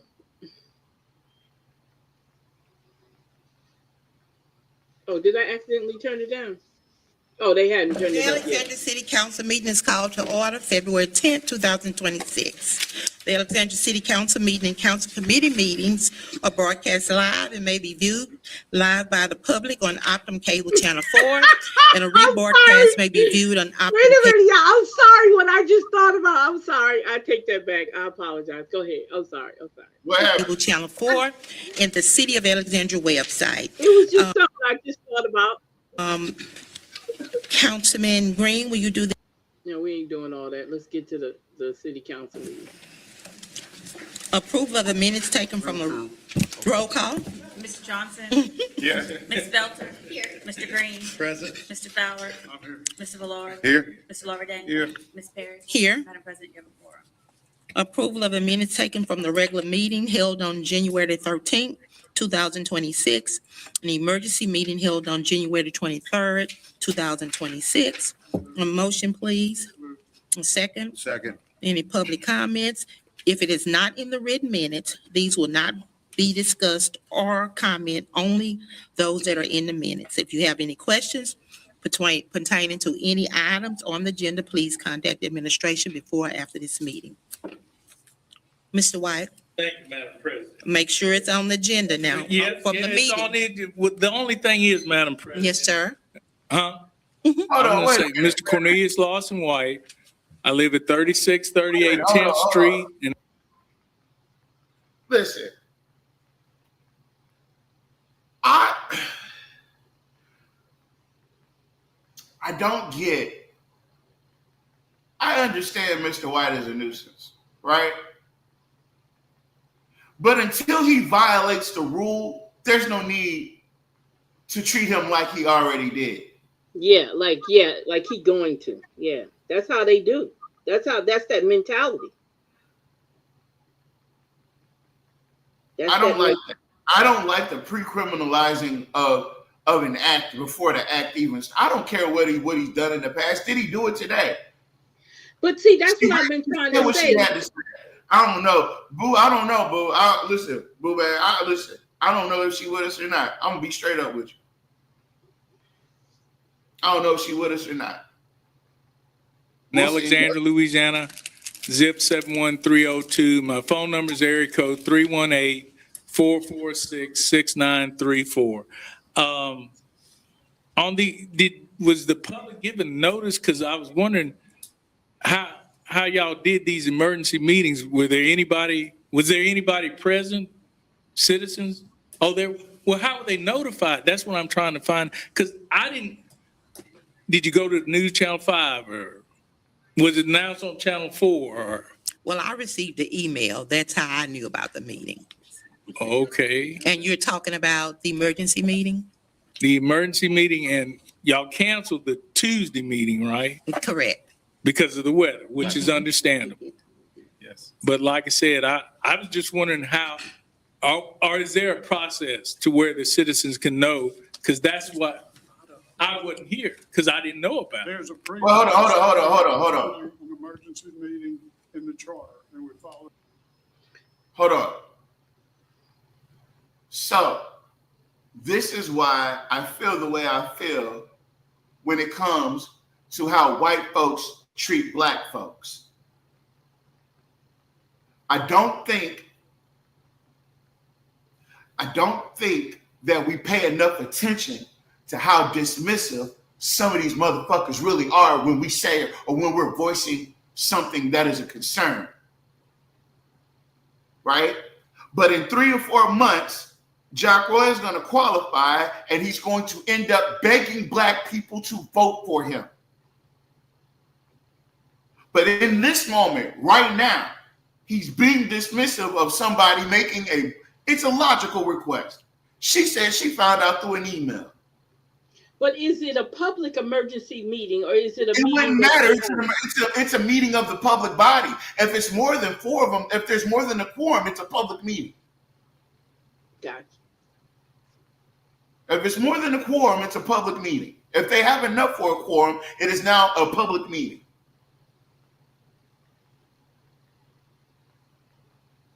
But I just when the camera zooms back over to your boy Jock, I want you to see his body language. That's why I can't. He cannot stand white. He can't stand black people. Jock can't stand black people. Unless they doing something for him. Unless it's Jonathan Goins or unless it's that other weird ass dude behind him. Miss Jeannie Moran said, well, you just keep watching and you see how some black folks dismiss black folks too. That's why I said what I said to Boo just now. Because I don't know if she with us. I heard a little bit about this. Let's roll this beautiful bean footage. But you still hadn't told me how. Do you notify the newspaper? Do you notify social media? I understand you got an email, and that's fine. But how did the others? So you said there were citizens here, right? There's an email that goes out, and also in that email, the media is included in the email. Okay. All right. Well, like I said, I didn't know anything about it, and I just wish there was, maybe a newspaper or anything. And that's all. And there's also a posting that be on the, Well, is there a time limit for these posting of it? Not for emergency It meetings. can be 1 hour. You can just post a notice saying, I thought y'all had 24 hours or 48 hours. Not for emergency meetings. not for emergency. That's all I needed to know. Keyword, emergency. Thank you. All in favor? Aye. Any opposed? Motion carried. F, consent calendar. Number 1, introduction of an ordinance authorizing the mayor to accept the low bid submitted for bulk fuel vehicles and equipment. Number 2, introduction of an ordinance authorizing the mayor to accept the lowest proposal received from Fresh Impression Cleaning Crew for janitorial services at the wastewater and lab testing buildings. Number 3, introduction of an ordinance to accept the recommendation of the city attorney and to authorize the city attorney to settle and compromise the matter, Vanessa Moreno versus City of Alexandria, docket number 278645F, 9th Judicial District Court, and other matters related thereto. Number 4, introduction of an ordinance authorizing the mayor to execute a professional service agreement What is that? with performance protocol to provide leadership. What? What was that? What was that case? Let me go back because I don't know what you're talking about. Any opposed? Motion carried. F, consent calendar. Number 1, introduction of an ordinance authorizing the mayor to accept the low bid submitted for bulk fuel vehicles and equipment. Number 2, introduction of an ordinance authorizing the mayor to accept the lowest proposal received from Fresh Impression Cleaning Crew for janitorial services at the wastewater and lab testing buildings. Number 3, introduction of an ordinance to accept the recommendation of the city attorney and to authorize the city attorney to settle and compromise the matter, Vanessa Moreno versus City of Alexandria, docket number 278645. What? What? I'm trying to look up the case.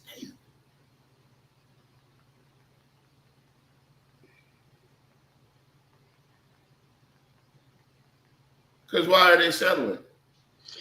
Yeah, because I saw that. Matter of fact, Miss Shamir was talking about it on her what's the name. You got to pay attention more. You don't pay attention. So I'm not going into why they doing that because I don't know. So look up the case. And I'm moving on. F, 9th Judicial District Court, and other matters related thereto.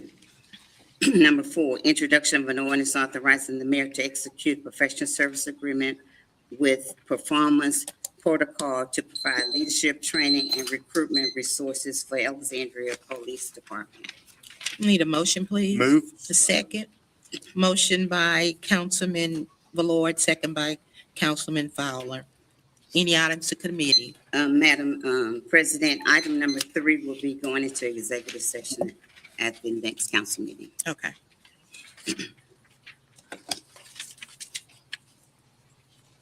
You ready for the resolution? Resolution number 5, resolution authorizing advertisement for bids for operating supplies for the wastewater department. Motion, please. Move. Second. Motion by Councilman Valord, second by Councilman Fowler. Public discussion, public comments. All in favor? Aye. Any opposed? Motion carried. Number 6, resolution authorizing advertisement for bids for cast ductile iron and related accessories. Motion, please. Move. Second.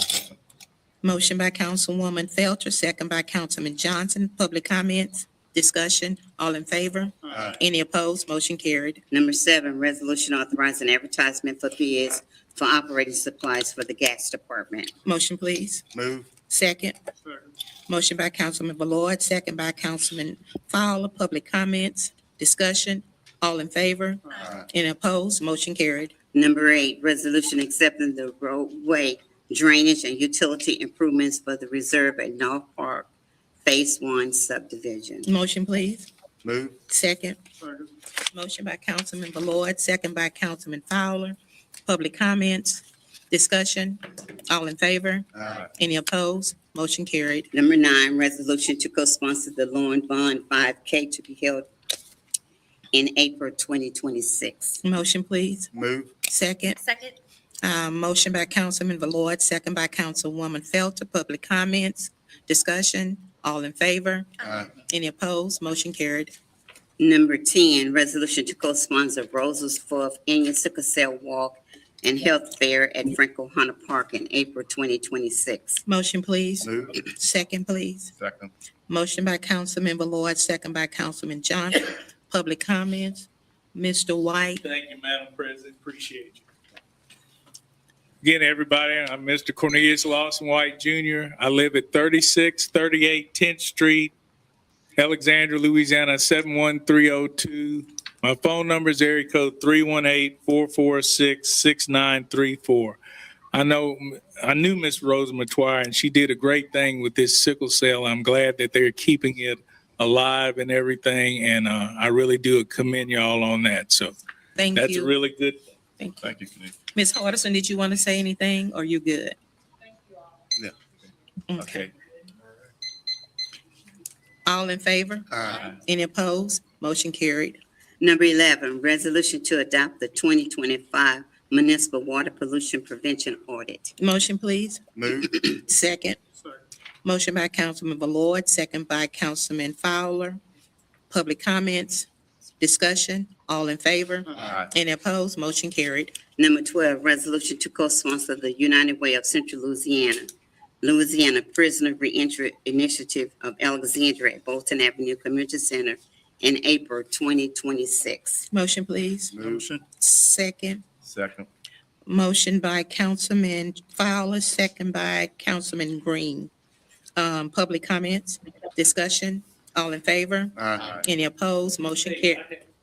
Yeah. Yes, I had signed up for that. They should have been. You signed up for number 13. Number 13, resolution authorizing advertisement for bids I for signed up construction. 12. That was a mistake. That's 12, not 13. I Okay. missed. So that was. Again, my name is Mr. Cornelius Lawson White Jr. I live at 3638 10th Street in Yeah, Alexandria, Robert, Louisiana. We done voted, Mr. Well, can I White. speak on that just for one quick minute? Mr. White, you don't suppose No, to, because and we can't. It's okay. It's just that It's I was okay, the Mr. president. I White. thought it would Okay. be good. But I put in there 13, so that wasn't my fault. You Yeah. wrote it. You wrote it, though. It says It's- 13. It's a I 13. mean, 12. No. Yeah. We I don't have wrote one for, 13 in there? yes, sir. We don't have one for 12. You can do it next year when it come back up. Number 13. Number 13, resolution authorizing advertisement for bids for construction. Now you see how Roy, you see Roy, y'all see Roy? You see how, do you see this? Do y'all see this? This is your mayor. This is your mayor acting like a little child. You see? That's why I can't listen. I don't know where these people get this plantation mentality that just because someone is of a certain color that they're supposed to get all this super extra respect, right? Did you hear Johnson's comment? I couldn't make it out, Ms. Bell. You're gonna have to put it in quotes for us and we can put it on the screen. But this isn't respectable behavior. Look at all three of these fucking look at all three of them. Yep. Yeah. And that's why you're gonna lose this election, John. That's why you're gonna lose. It's time for you to go.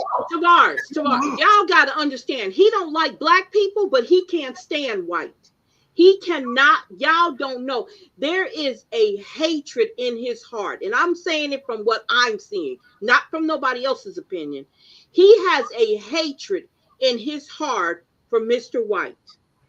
They said he could speak on it next year. Yeah, I heard that. I heard him say that. I heard Johnson say that. I heard him say that. With it, hopefully And you Johnson, don't be there. Johnson, you shouldn't have said it. You're the last person to say any. You're the poorest performing council person besides Lizzie Felter. Up there. As a matter of fact, you're below her because at least She was able to gerrymander some shit. You weren't able to do shit for your community, sir. Because he don't know. He didn't know. Because he didn't know. He sat up there half the time probably not sober. Listen, the same question I asked you guys for Jock. Give me one policy that Jock has followed through on that has been productive and conducive and positive for the entire Alexandria. I'm not even just saying for black folks, but more specifically, yeah, let's say for black folks, right? Name me one thing Jock's done for black people. The majority of the city, districts 1, 2, and 3, right? Name me one thing. Now, I want to challenge you since we don't know whether or not there's an answer to that. Name me half a thing that Johnson has done for District 2. Name me half of something that he's done for District 2. Name me something he put on the agenda for District 2. We have to get out of this identity politics shit. Mm-hmm. We have to. We have to, because all these black folks is running around laughing in our face like so, right? Everything's a fucking joke like so, right? Everything's a joke when it comes to black people, right? But at least we got some, they don't even need representation to go up there and fight on their behalf. You never thought about that? Yep, that's true. You ever seen a white person come up there and complain about what's going on in their community? Nope. You know why? They don't have any complaints. Wait a minute, that's not the reason. They scared we're going to tell them they can't. We're going to scare them away. Remember, that was the lie that was told. Man, we're going to scare them away. By Matt said we need to leave Gary Johnson alone because he's trying to get a statue of Coach Smith.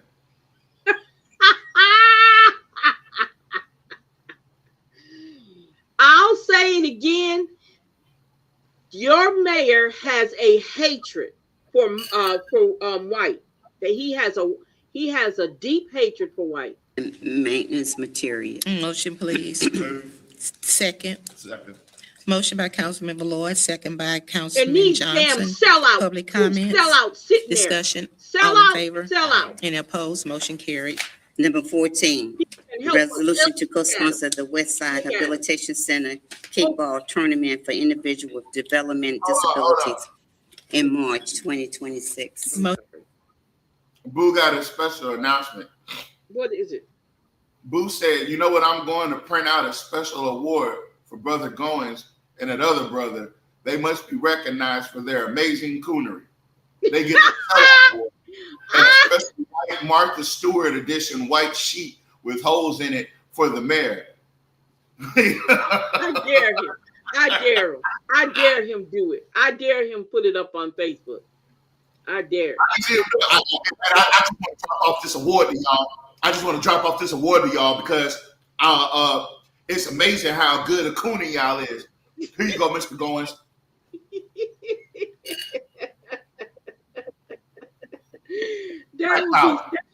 That would be hilarious if he and have the camera as he drop it off. Oh, they need to shake hands while handing over to him. Yeah. Motion by Councilmember Lloyd, second by Councilwoman Felter. Public comments, discussion, all in favor? Aye. Any opposed? Motion carried. Number 15, resolution setting a public hearing to be held on March the 24th, 2026 to consider condemnation of 26 structures within the city. Motion, please. Second. Second. Motion by Councilman Fowler, second by Councilman Green. Public comments, discussion, all in favor? Any opposed? Motion carried. H, ordinances for final adoption. One second, Miss. Can we add those resolutions now and then Now, they will be. be done now? I move that we add those favorable resolutions. We got two of them. The first one was for the police department and the fire department. coexisting. Can you give us the exact? Would you like me to read it? Title? The act. and all that good stuff. Yeah, I don't know that. Exactly. It's a resolution in support of the charge adoption legislation concerning public safety officers. That's the first item. To provide for post-certified public safety officers in the city of Alexandria, providing that they be employed principally by either to provide that they are employed by the fire department or police department, to provide for their temporary service as firemen for the police, and to provide for anything to do with retirement, seniority, et cetera, as we discussed. They would all be handled through their respective divisions. So the firemen, it wouldn't affect their retirement and fire or anything else, and we'll present a resolution to you according to that. Okay, first we need a motion and a second to add it to the agenda. Move to We're gonna have to do a roll call vote after we add it to the agenda. Move to add it to the agenda. Again, second, if I may.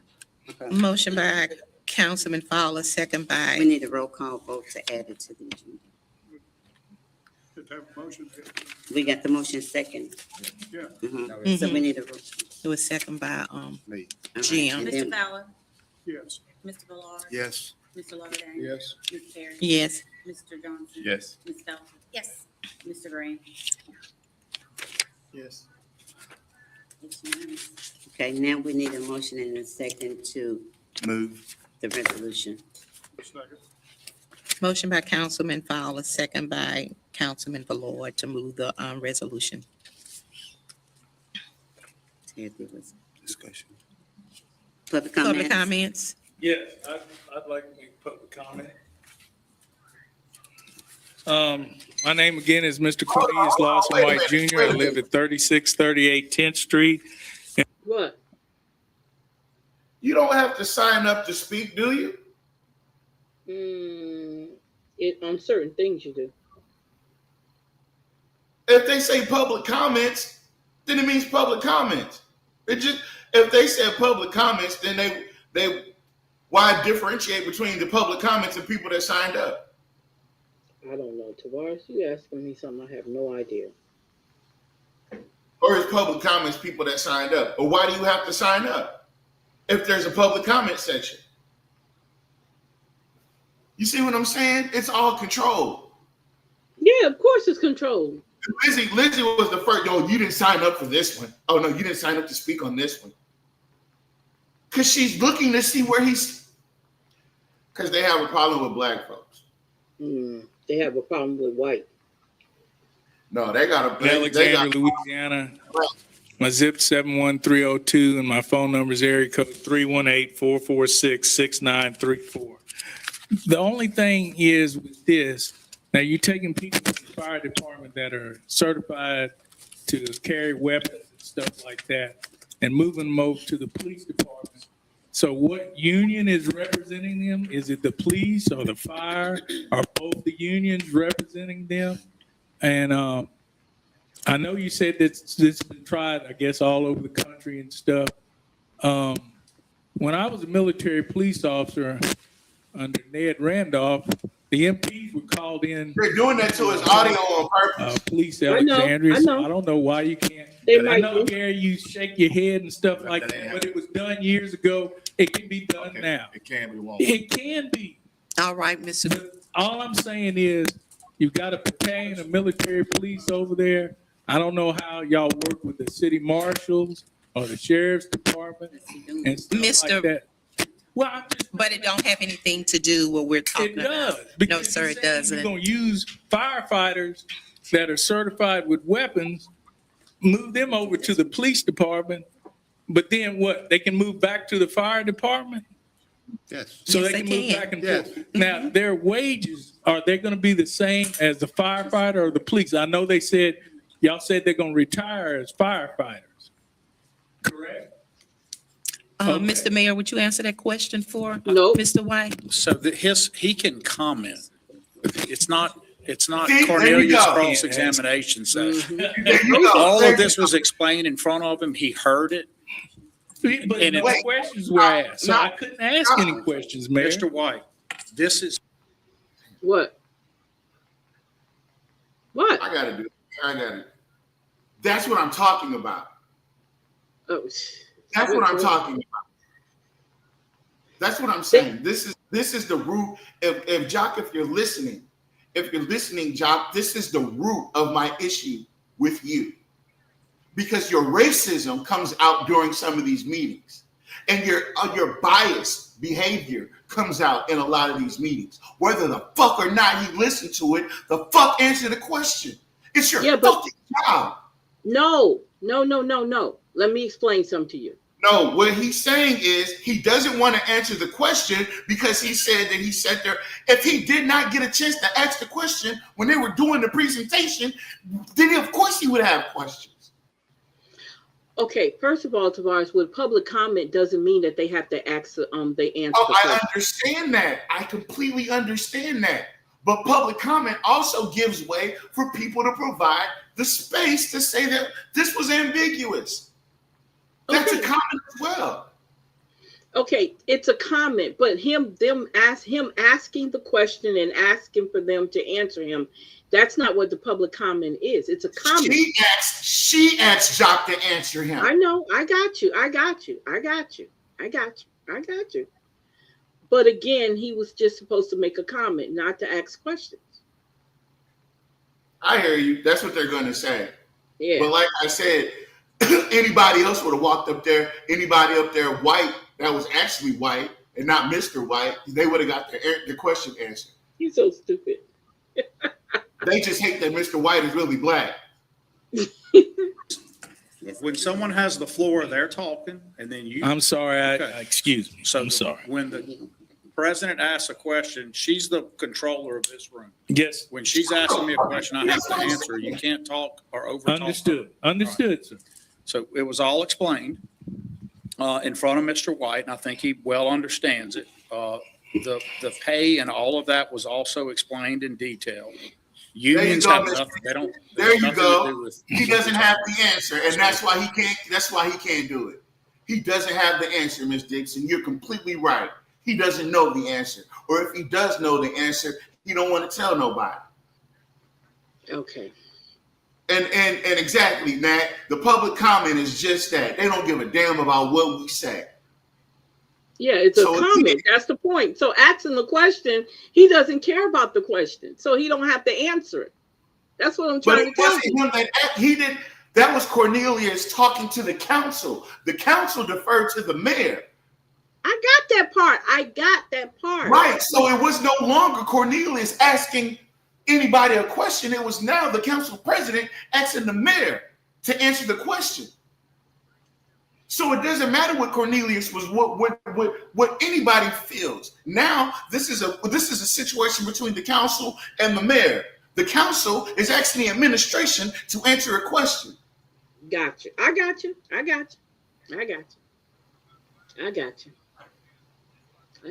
But do you understand how he never looks at White? Y'all ever notice that body language?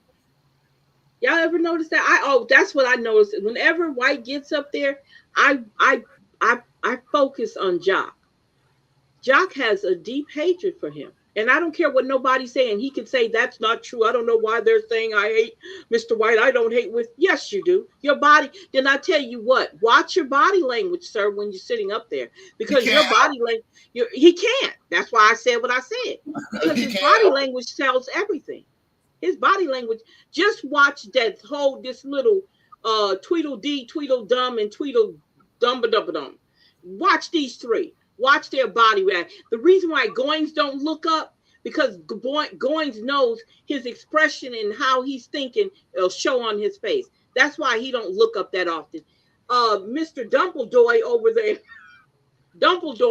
he can't help himself.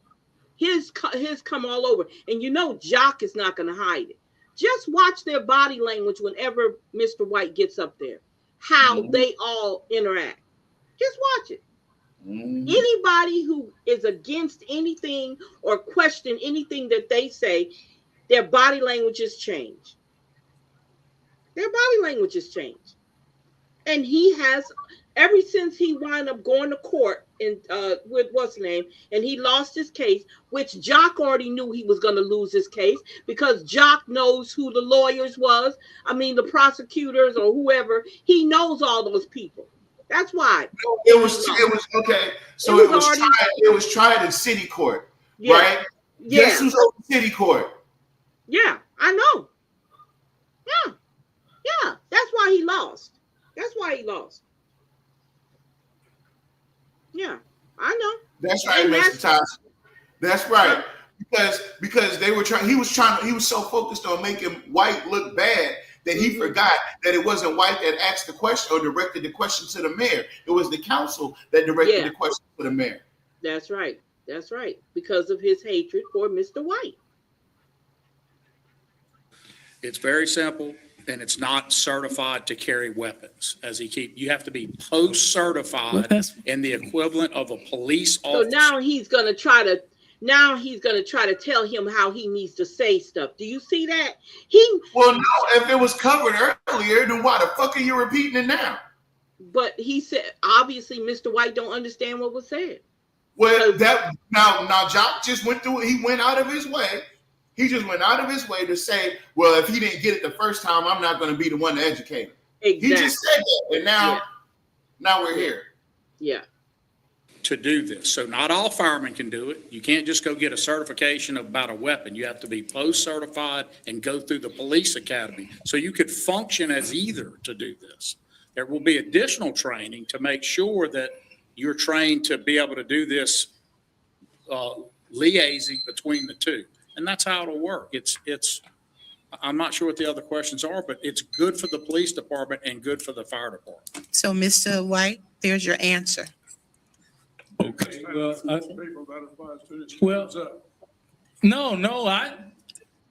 one thing, y'all supposed to stop the time. Stop right now. Hold up. Y'all supposed to Mr. stop White. the time. How can I respond? Mr. White. So you're saying he can take my time? I'm asking you. Yes, he can. He gave you the answer that you asked for. Well, no, he did not. Not yes, really. he did, Mr. White. I know. To you, he gave the answer, He but did. not You to asked me. about the union, and he said no. And then what other? So then they're not a part of either union. There it goes. That's that thing. That's that meme. That's that meme with Leonardo DiCaprio when he's sitting there watching the TV, smoking a cigarette, and he jumps up and he starts snapping at the screen. There it is. There it is. She said the thing.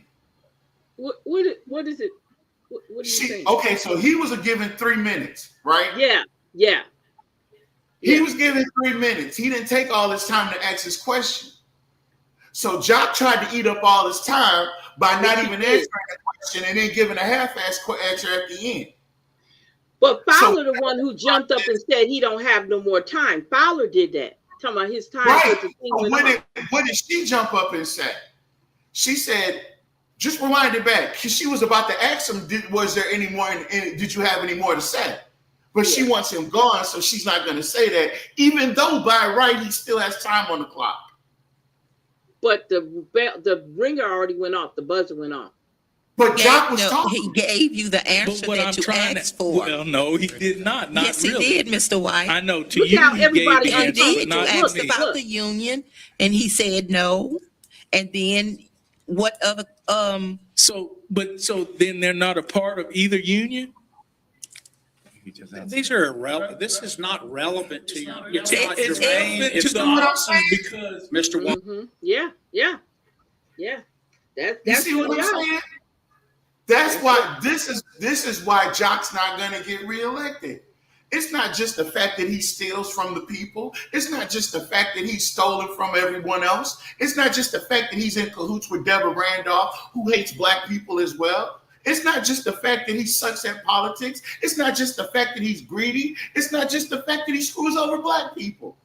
It's his attitude. A lot of people hate black people, but because of how they carry themselves and their attitude, you never know it.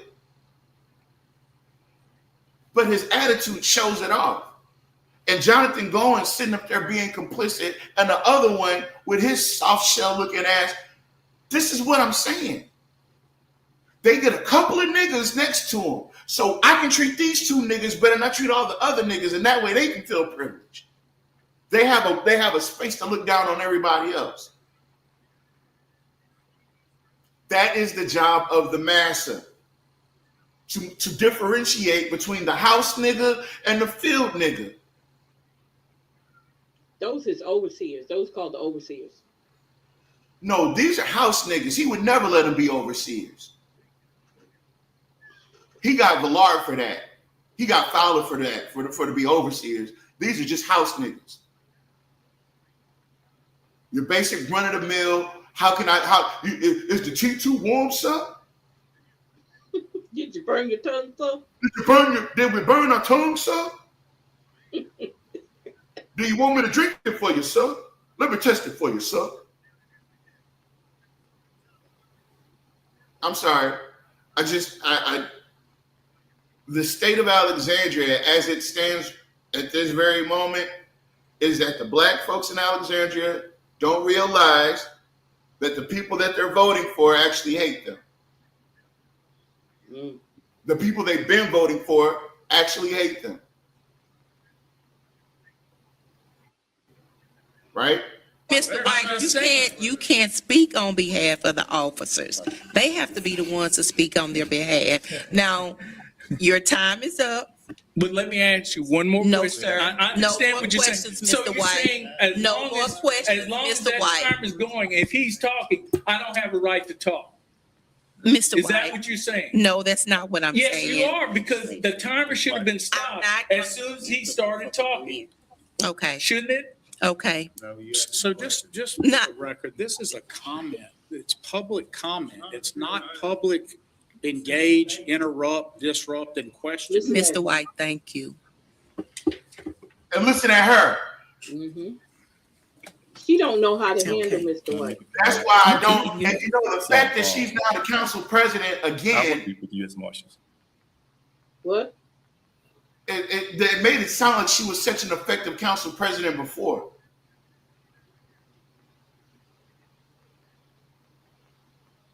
Okay. That's my problem. That's my problem. My problem is that you guys always vote against your own better interest. Is that you guys don't have the proper people that are trustworthy, that are knowledgeable. You don't have that at your access. And when you do get that at your access, it's people like them, with the exception of Green and Malcolm, that try to shut them down. There's an entire organized network that is dedicated to suppressing and oppressing you, and they don't want nobody saying nothing about it. And I do want to know what Johnson mumbled. If you can run that back for me, please. Oh, I will. He was about to talk.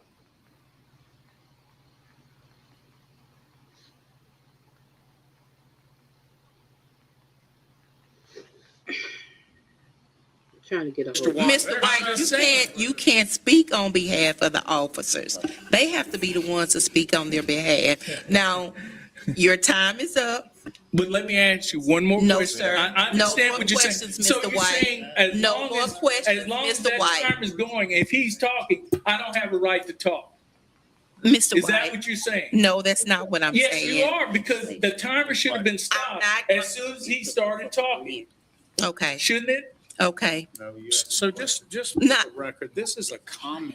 It's public comment. It's not public engage, interrupt, disrupt, and question. Mr. White, thank you.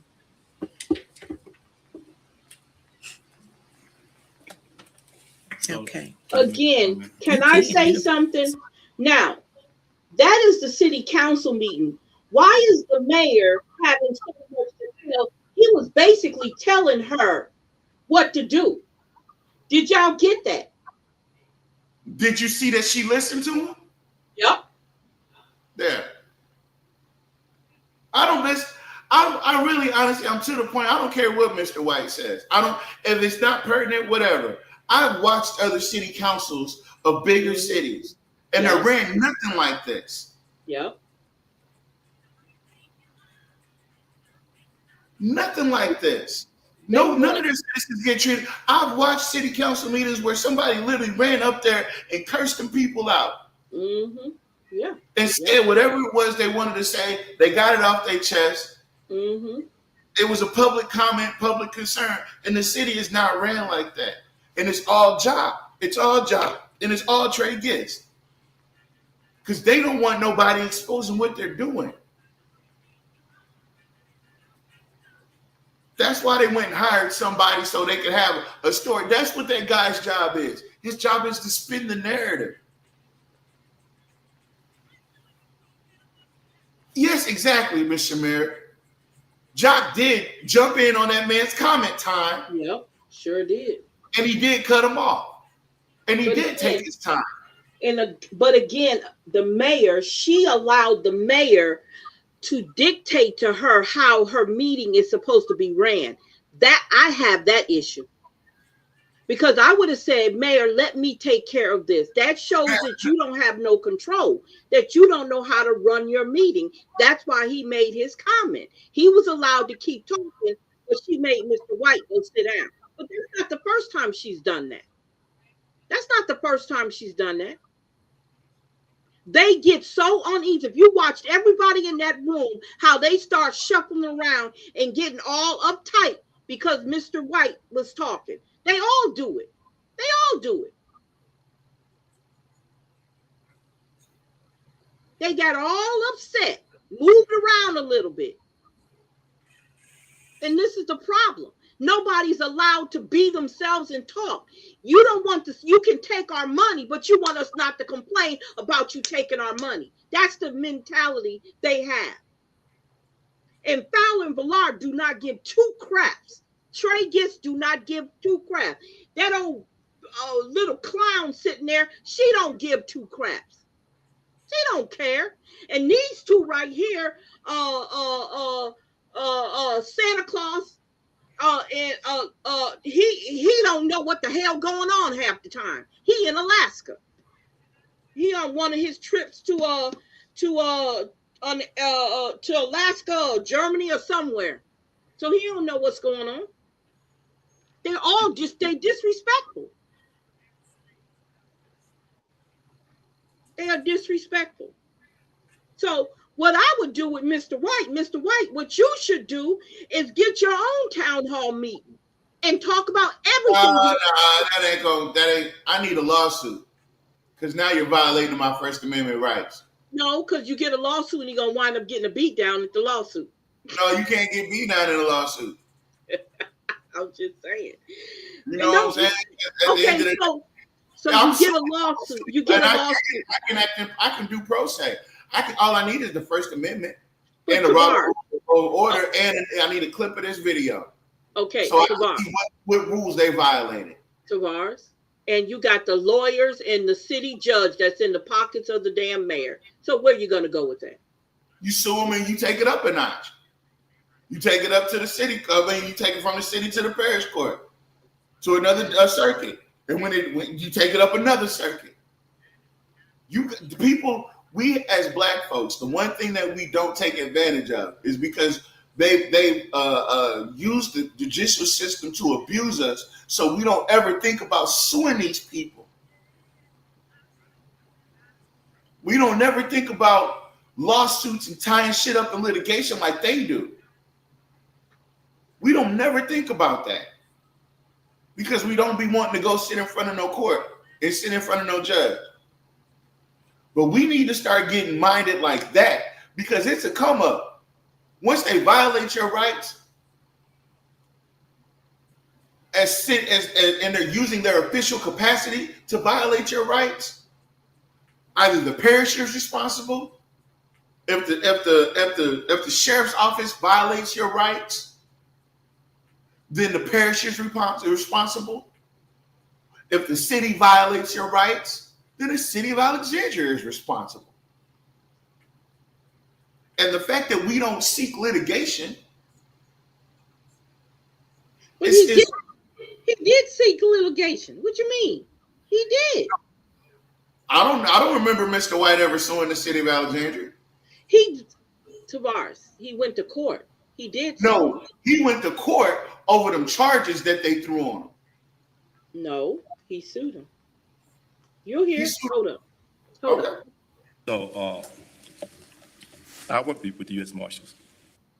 They're not, they have a specific duty. I work Can there, we everybody skip? know I work for the U.S. Marshals. I can't do. I That's the can't. U.S. Marshal. Hold I'm on. talking about the No, no, military I'm not- police I'm not- corps. That's totally different. Telling you we Okay. worked under Ned Randolph. We All right. Okay, let me. Second resolution. I'm sorry, you can rewind it. I forgot. I forgot. No, I don't want to hear it. And adoption of legislation relative to expanding the authority of hearing officers to enforce city ordinances and codes, semicolon related to blight properties and moving matters on code enforcement and property compliance issues. Oops. Move. Second. Motion by Councilman Ballard, second by Councilman Fowler. Public comments. Yes, ma'am, Madam President. not Thank you. yet. Yes, I do have a right to make public comment. She just Okay, said, and listen at me, Mr. White. and this is gonna be Listen. about that issue. Listen at me. Yes, ma'am.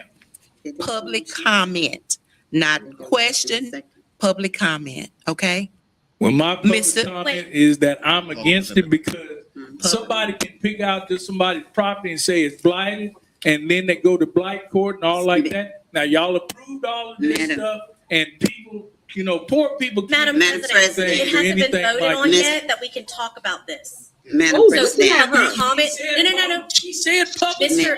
Hold on, White, hold this up. is not the time. We have to vote on Well, it. she just said public comment. She made a mistake. Madam President, Yes, ma'am. we need a See? motion. Yeah, you want to We need- beat me down again, Mayor? Is that it? We need, would you excuse him? Mr. White. Ask him Yeah, to but be- you Damn, y'all.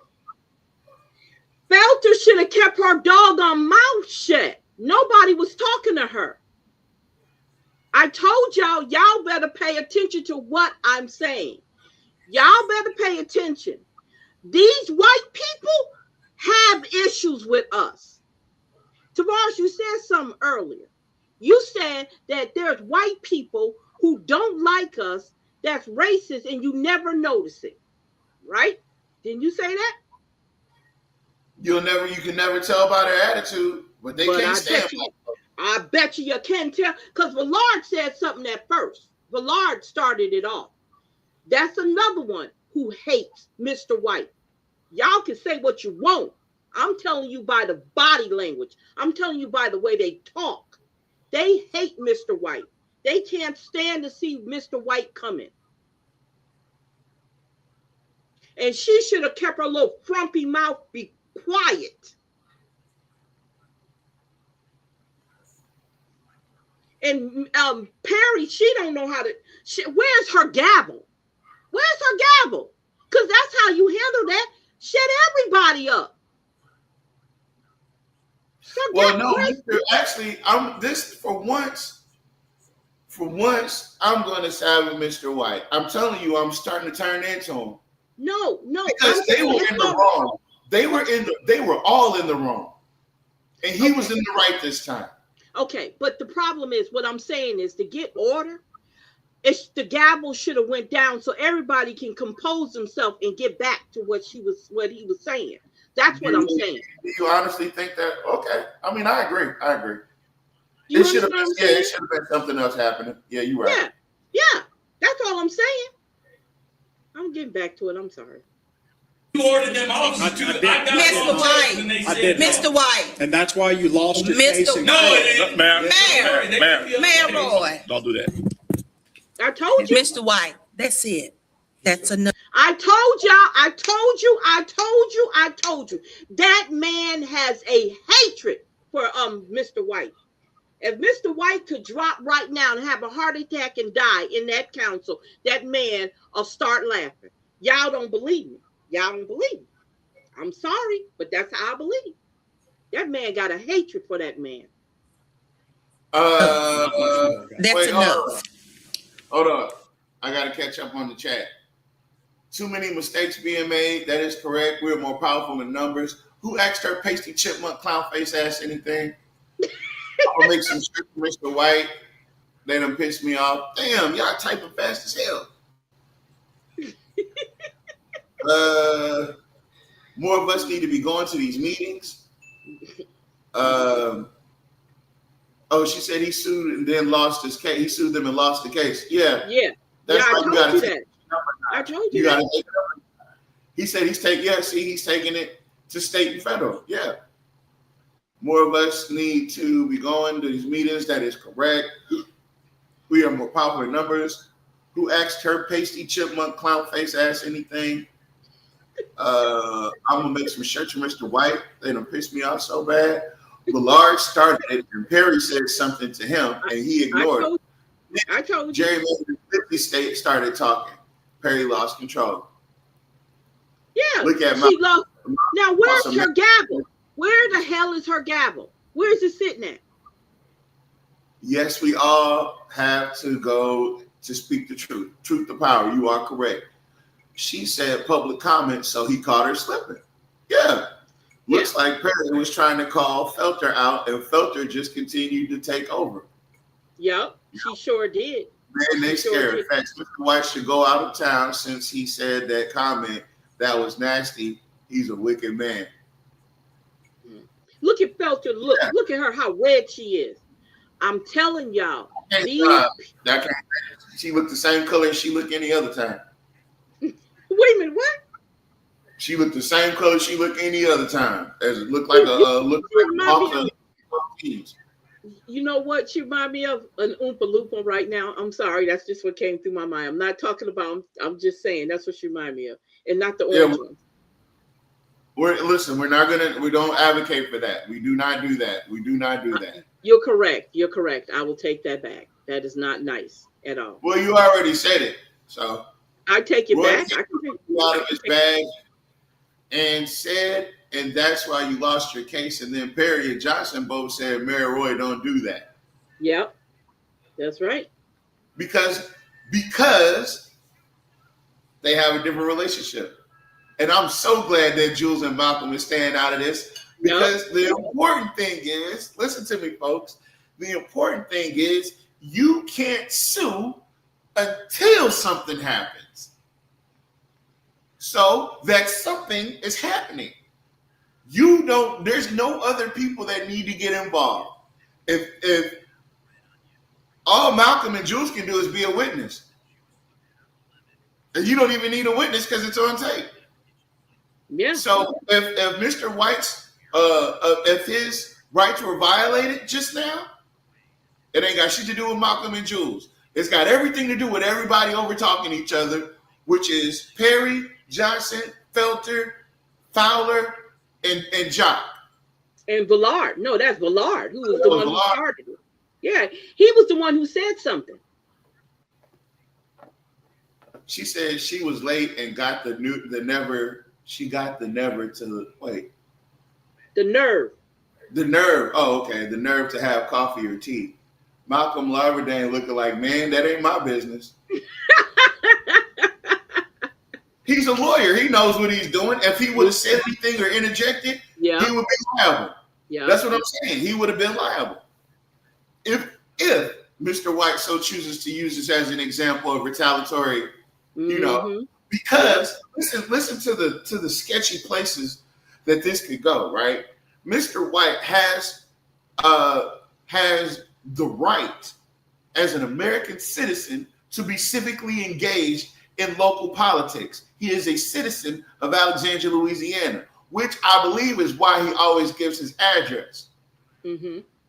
Right? So he has every bit of right to have an opinion or have input to what's going on in an open public meeting. Right? But if you violate that, then you're liable. You're liable for a civil rights lawsuit, or at least a constitutional lawsuit, if you violate somebody's constitutional rights to their First Amendment. And that's why it goes back to that point about that open carry stuff, right? Mm-hmm. Because he's very careful not to violate people's Second Amendment. Mm-hmm. But he has no issue violating people's First Amendment. I told y'all. I knew it. And I didn't see this. I know Nat had put it up earlier, but I didn't watch it. I wanted to wait till tonight to watch it. I didn't watch it either. Now I guess that's I'm glad I didn't, because now I see the whole crust of what happened. like I said, where is her gavel? Because all she had to do was to get back in order, was to push that, hit that gavel, and then whatever needs to happen after that with Mr. White, they could have continued the conversation. But everybody is in uproar. And I do like the idea that Mr. Green didn't say nothing and Malcolm just watching. Like, okay, this is what we do. Okay. That is correct, Ms. Dixon. The remark that Jock made is it could be considered as provocation. Yep. It was a personal attack. Yeah, it was a personal attack and retaliatory. And it was retaliatory in nature. And it had zero to do with the time. If you want to talk about stuff being germane. No, he said that after after something Mr. White said. That's why he said that. Yeah, but it should have been nothing for him to say anyway. He said, I know it was when Mr. White told him, what you want to do? You want to carry me out of here and get me or something like that. You want to jump on me again? That's what he said. And all Jock had to do was not say nothing like he's been doing. Ignore him like he's been doing. Yeah, you've been ignoring him. Why you had something to say to him now? Because I believe Mr. Wright is actually right. I said that from the get-go that he ordered that. I said that from the get-go. Do that shit now. Yeah, he was upstairs watching. He was on the TV watching, and I believe he ordered it. I was there. I was standing right next to him when they put him on the ground. I was right there. Me, Miss Cheney, Miss Linda, we were standing right there. We believed it was an order from old Jock sitting up there watching his TV. That was a warning. That was a warning for y'all. Yeah, but it didn't stop. Y'all can sit in this meeting all you want to, but I'll throw y'all asses on the ground too. I don't care how black and how women y'all are. But I bet you wouldn't. Now. I bet you would. Okay. All right. I'm just saying. But let's finish this because that's enough. Madam President, we need a roll call vote to add this item to the agenda. Mr. Villard? Yes. Mr. Lorraine? Yes. Ms. Perry? Yes. Mr. Johnson? Yes. Ms. Felter? Yes, and I have a comment with my yes. No comment. No comment. No. Yes, then yes and no comment. Mr. Green? Yes. Mr. Fowler? It's unanimous. Did you see Mr. Green looking at her? Did you see that? Like, oh, ain't you something? He looked over at her. Look, Gary Johnson, Liz Felter, Jim Villard, and Jock Royal all in campaign mode right now. Yep. If you would have picked this shit up 5 or 6 months ago, none of them would have been saying, well, maybe Lizzie would have, but that's because she was gerrymandering. Yeah. But this is the most you're going to see these people talk at these meetings. Jock has been here the whole meeting. When has Jock ever sat there the whole meeting? I know. He always leaves because it don't have nothing. But he wants this resolution passed. That's why. Jock only comes around when there's something on there that he really wants passed. He'll sit through the whole meeting. That's the only time he'll sit through the meetings is when it's something on the agenda that he wants done. And that is something he wanted done. That's why it came up in the Legal Affairs Committee, and that's why they need to create a resolution for it. So he has to make sure everybody agrees. They want to fast forward it. Yeah. Kenny Moran said, rewind it back a few seconds. Okay, hold up. I will. Okay, right there. And then they go to blight court and all like that. Now, y'all approved all of this stuff, and people, poor people can't Madam President, it hasn't been voted on Miss- yet that we can talk about this. Madam President. So public comment. No. She said public. Mr. White, hold it up. is not the time. We have to vote on Well, it. she just said public comment. Okay, first of all, when she opened up her mouth, Miss Perry should have made her be quiet first. That's what he should have done. She should have handled her first, then handled Mr. White. Because the conversation, he wasn't talking to her. So he should have told her to be quiet. That's the issue. She was out of line. As a council person, she was out of line. And as the president, she should have told her, be quiet for right now and let him finish, and then I'll let you talk.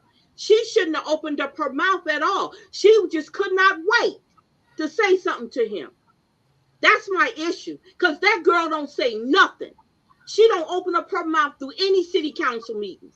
Now all of a sudden she talking. Get out of here. Get out of here. She made a mistake. Madam You're gonna be President, Yes, removed ma'am. from we this need building if you a don't stop. motion. You want to need- beat me down again, Mayor? Is that it? We need, would you excuse him out of here? Mr. White, I've never touched it. Mr. Would you White, ask him Yeah, to but be you excused? ordered them officers to, I I did. got Mr. on White. and they I said did. no. Mr. White, And that's why you lost your Mr. case. in No, court. it Mayor, Mayor, They- Mayor. Mayor Boy, don't do that. Mr. White, that's it. That's enough. Not much more, guys. That's enough. Oh, did he say not much more? That's enough. Oh, did he say that? Madam President, we need a roll call vote to add this item to the agenda. Mr. Villard, Yes. Mr. Lawberdane, Yes. Ms. Perry, Yes. Mr. Johnson. Yes. Ms. Felter. Yes, and I have a comment with my yes. No Okay. comment. Oh, no comment? Okay. No. No. Yes, then yes and no comment. Mr. Green, Yes. Mr. Fowler. It's unanimous. Matters added to the agenda, Say- Mr. President. Okay, now we need Need a a motion motion. and a second to adopt the resolution. Move. Motion by Councilman Fowler, motion by Councilman Ballard, second by Councilman Fowler to move the item to the agenda. Okay, now we need to take a vote, public comments on the item added to the agenda. It's been added to the agenda, so now we need public comments. If there's no public comments, we need to, any discussion, then we need to take a vote Wait on till it. you recognize And Mr. that's- White, you're good. See? You See? good? You can ask her to recognize you. See? You see? You see what he doing? You see? If she does, you're fine. That's all you gotta do. We got it, Mayor. And I'm not free to, You're free, Mr. White, to make your comments. Yes, ma'am. Okay? thank you, ma'am. At the time. Again, I am Mr. Cornelius Lawson White Jr. I live at 3638 10th Street. My zip is 71302. My phone number is area code 318-446-6934. Again, like I said, I'm opposed to this because this can be used against poor citizens and stuff. There's been blighted property. There's commercial buildings all over the neighborhood. F&F grocery store and all them places should have been down.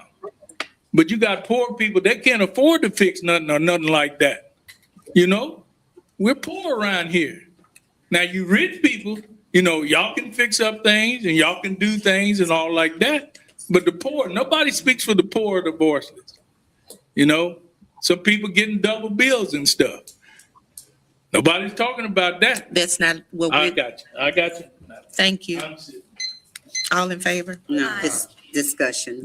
Discussion? All in favor? Any opposed? Motion carried.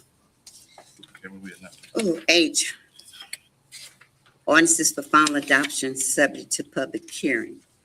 Number 16, to consider final adoption of an ordinance authorizing the mayor to declare certain items surplus and no longer needed or used by city departments to be sold at a public auction scheduled for Saturday, March 7, 2026. Need a motion, please? Move. Second, Second.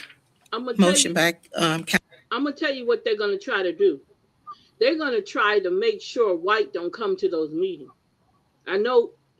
I just see. I see that happening where they're going to try to make it where he's being so disruptive that they cannot continue doing business, and they're going to see to get him banned from those city council meetings. They can't. They Okay. can't. That's a violation of his rights. Okay. And it is, Okay. that is the quickest way to get you sued. Okay. Okay. You can't ban a citizen from a public meeting. Okay. You can't. All right. Okay. It's true. You I'm can't. not. I am not disputing what you're saying. I'm just saying. I get what you're saying. But you can't ban a citizen from a public open meeting about city business. If you do like that, that'll get you sued so bad. That'll get, man. They'd have to rename it to Cornelius, Louisiana. Okay. All right. In this Trump era, anything goes. I'm just going to leave that there. Yeah, Councilman anybody. Barbara, second by But I Councilwoman will say Felter. this: Public he comments, also got discussion, assassinated. all in favor? Aye. Any opposed? Motion carried. I would like to say something before we end this meeting. This is a city council meeting. This is for the public. This is for the citizens. Mr. White, I'm going to respect you, but you're going to have to respect us as well. Yes, ma'am. I ask that of you. I'm not going to disrespect you, Yes, ma'am. but you need to know that you have to respect all of us as a whole. Fuck yeah. Because I this, don't have a problem with you, ma'am. oh, I know you don't. No, But it is a stop way it, to stop it. conduct yourself as well. Because how dare you sit up here and ask for fucking respect when I just got my ass whooped 2 years ago for asking a question about what the fuck you were doing. You're gonna how dare you, the audacity of you to demand respect after you disrespect and vote against the betterment of all these black people that live in your community. How dare you? You've been hanging around Jock too much. And you right. Perry and Johnson both sold their souls. And that's what it is, and that's what it needs to be. And people need to know that. They need to know what a sellout look like and what a sellout does. She's the mouthpiece for Jock. She's Jock's mouthpiece. And that's unfortunate, because you would think that a black woman in America, in this America, would want more for herself than to be the talking piece for a white man. You would think that in this era of what we're dealing with these racist ass people, the last thing I would want to do is be their mouthpiece. But I see all of us ain't the same. Some of us want to work for them. Some of us want to work with them. Some of us want to play with them. Some of us want to lay with them. But if she doesn't see the disrespect of one black citizen as a disrespect to all black citizens, what she's saying is fucking mute. Excuse my language. But like I said, I'm angry that these white folks treat us like that.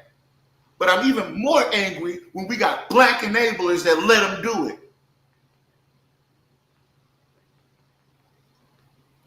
You're right, man. I apologize. Gary Johnson, if you're listening, thank you for trying to get that statue of Coach Smith. We appreciate you in the city of Alexandria. Your district constituents appreciate all your efforts to get a goddamn statue for a fucking basketball coach. You got people drinking brown water. You don't have ditches in most of these districts where black people are. Your parks are goddamn in disrepair. Your parks are blocked off.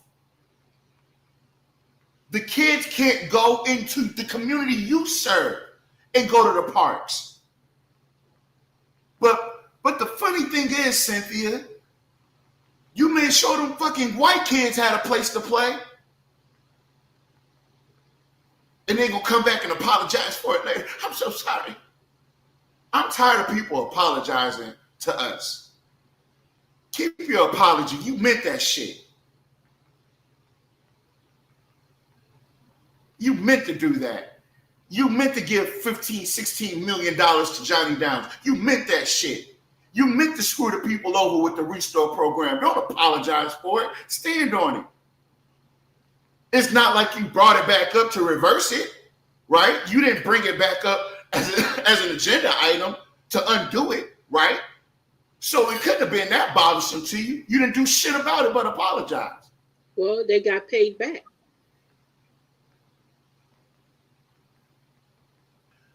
If you really look at it, my anger lies with the oppression of my people. My anger lies in this type of fucking coonery. This is coonery.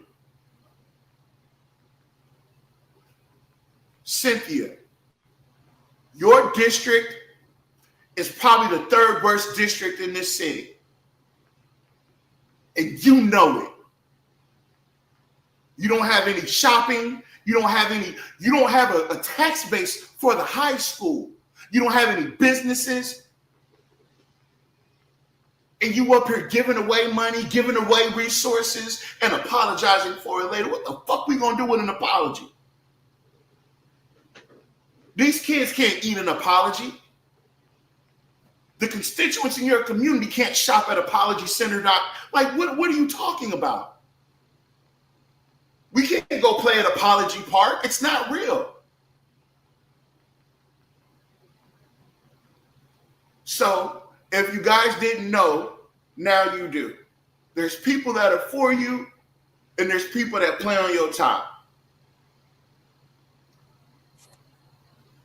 And Gary Johnson, your district, sir, you didn't do shit for your district, so I can't even say nothing bad about it. It was the same way that when Mr. Porter left it, it's in that same condition, or just a little bit worse now because you did it.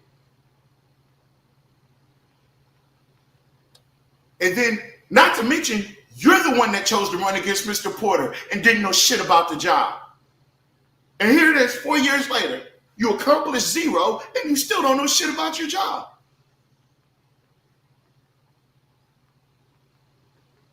I'm tired. We got enough shit against us. We got enough shit against us. And at the very worst, what is Mr. White doing? Asking a fucking question? Y'all mad because he asked a question?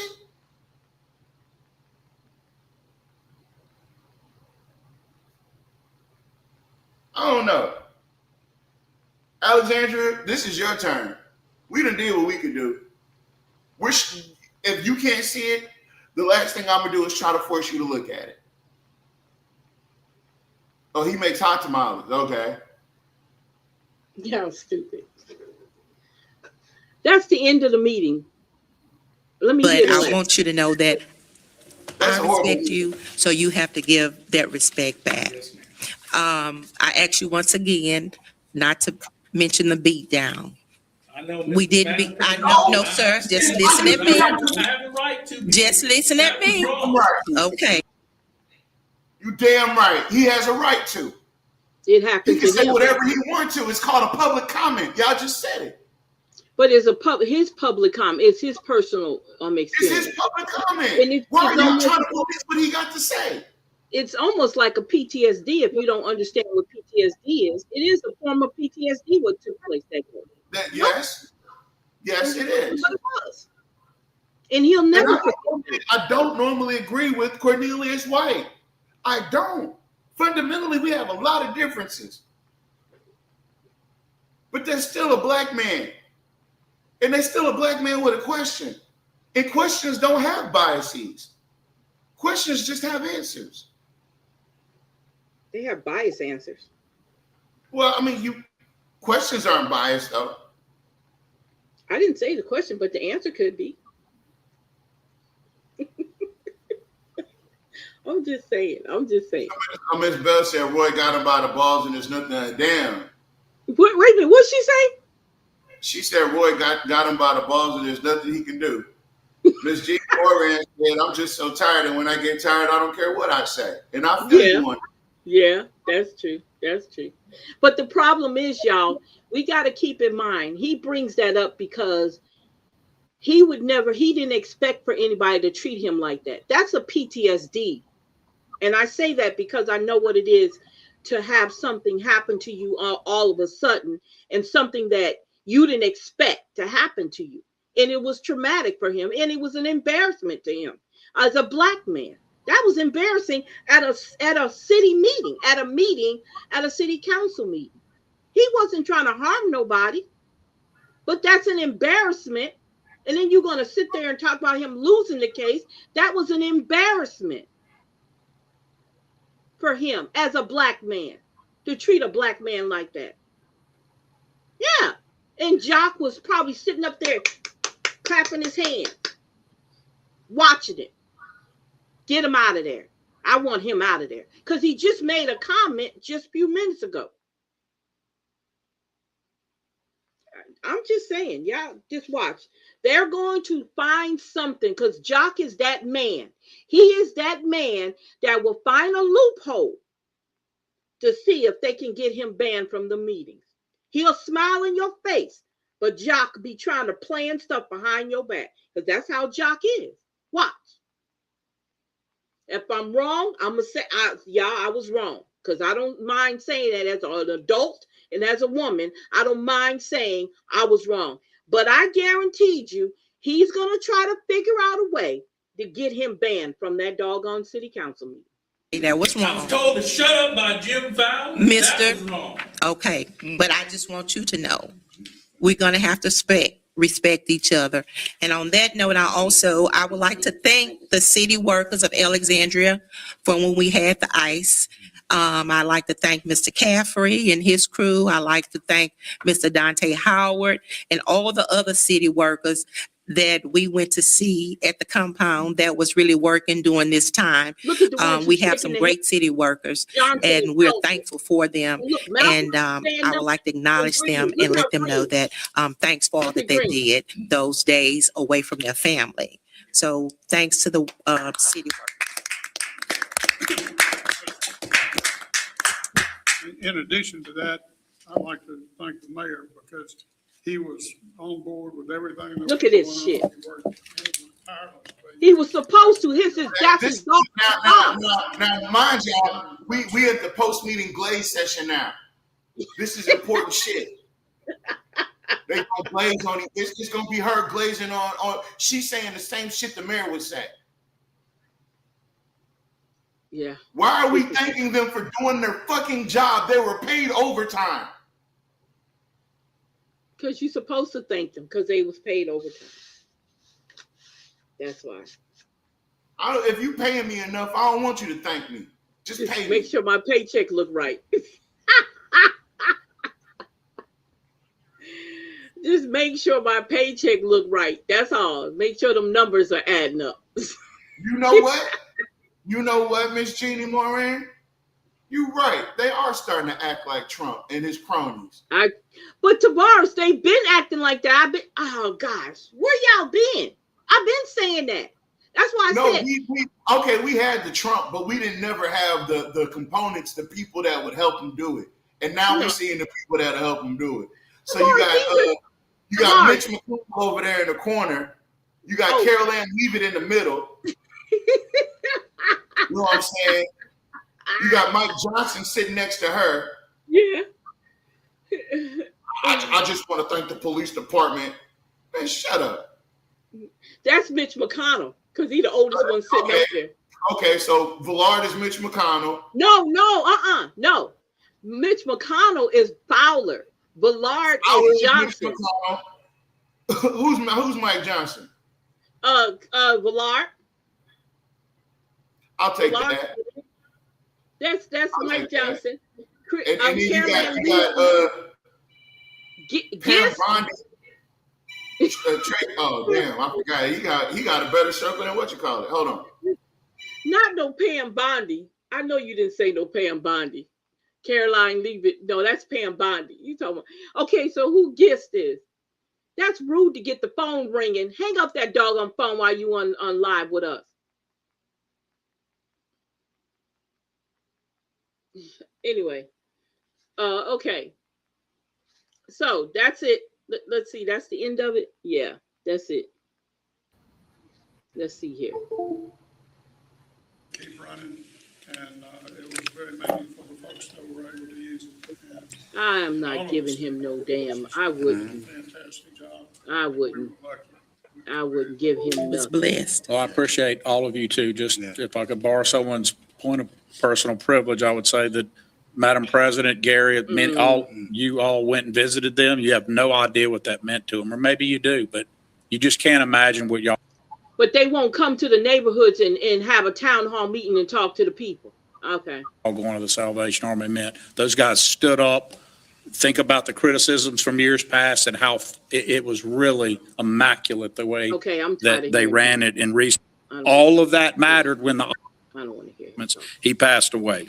And so I don't want to hear him. Sheriff's Department of the City of Alexandria for 25-plus years. His service is tomorrow at Second Bethlehem at 11 o'clock. We're asking for prayers for his family and his children.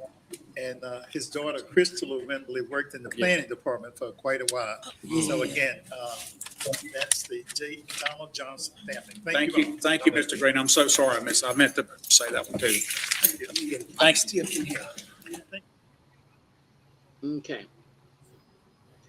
All right. Okay. Hold up. Okay. Let me turn that off. Okay, so you guys, what y'all think about that? That was an interesting meeting. That was good. It does, yeah, Miss Jeannie, I see that. Yeah. I think we need to key in on what Nat's saying about that one good candidate. Yep. I think we need to go ahead and get that ball rolling. Mm-hmm. We need to we need to go ahead and because we gotta get Jock. Jock he's got a recliner at the house waiting on him.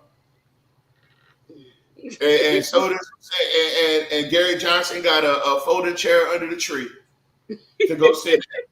He already got a oh wait a minute, hold up. He already got a chair up under the tree. Yeah, well, he gets to sit there.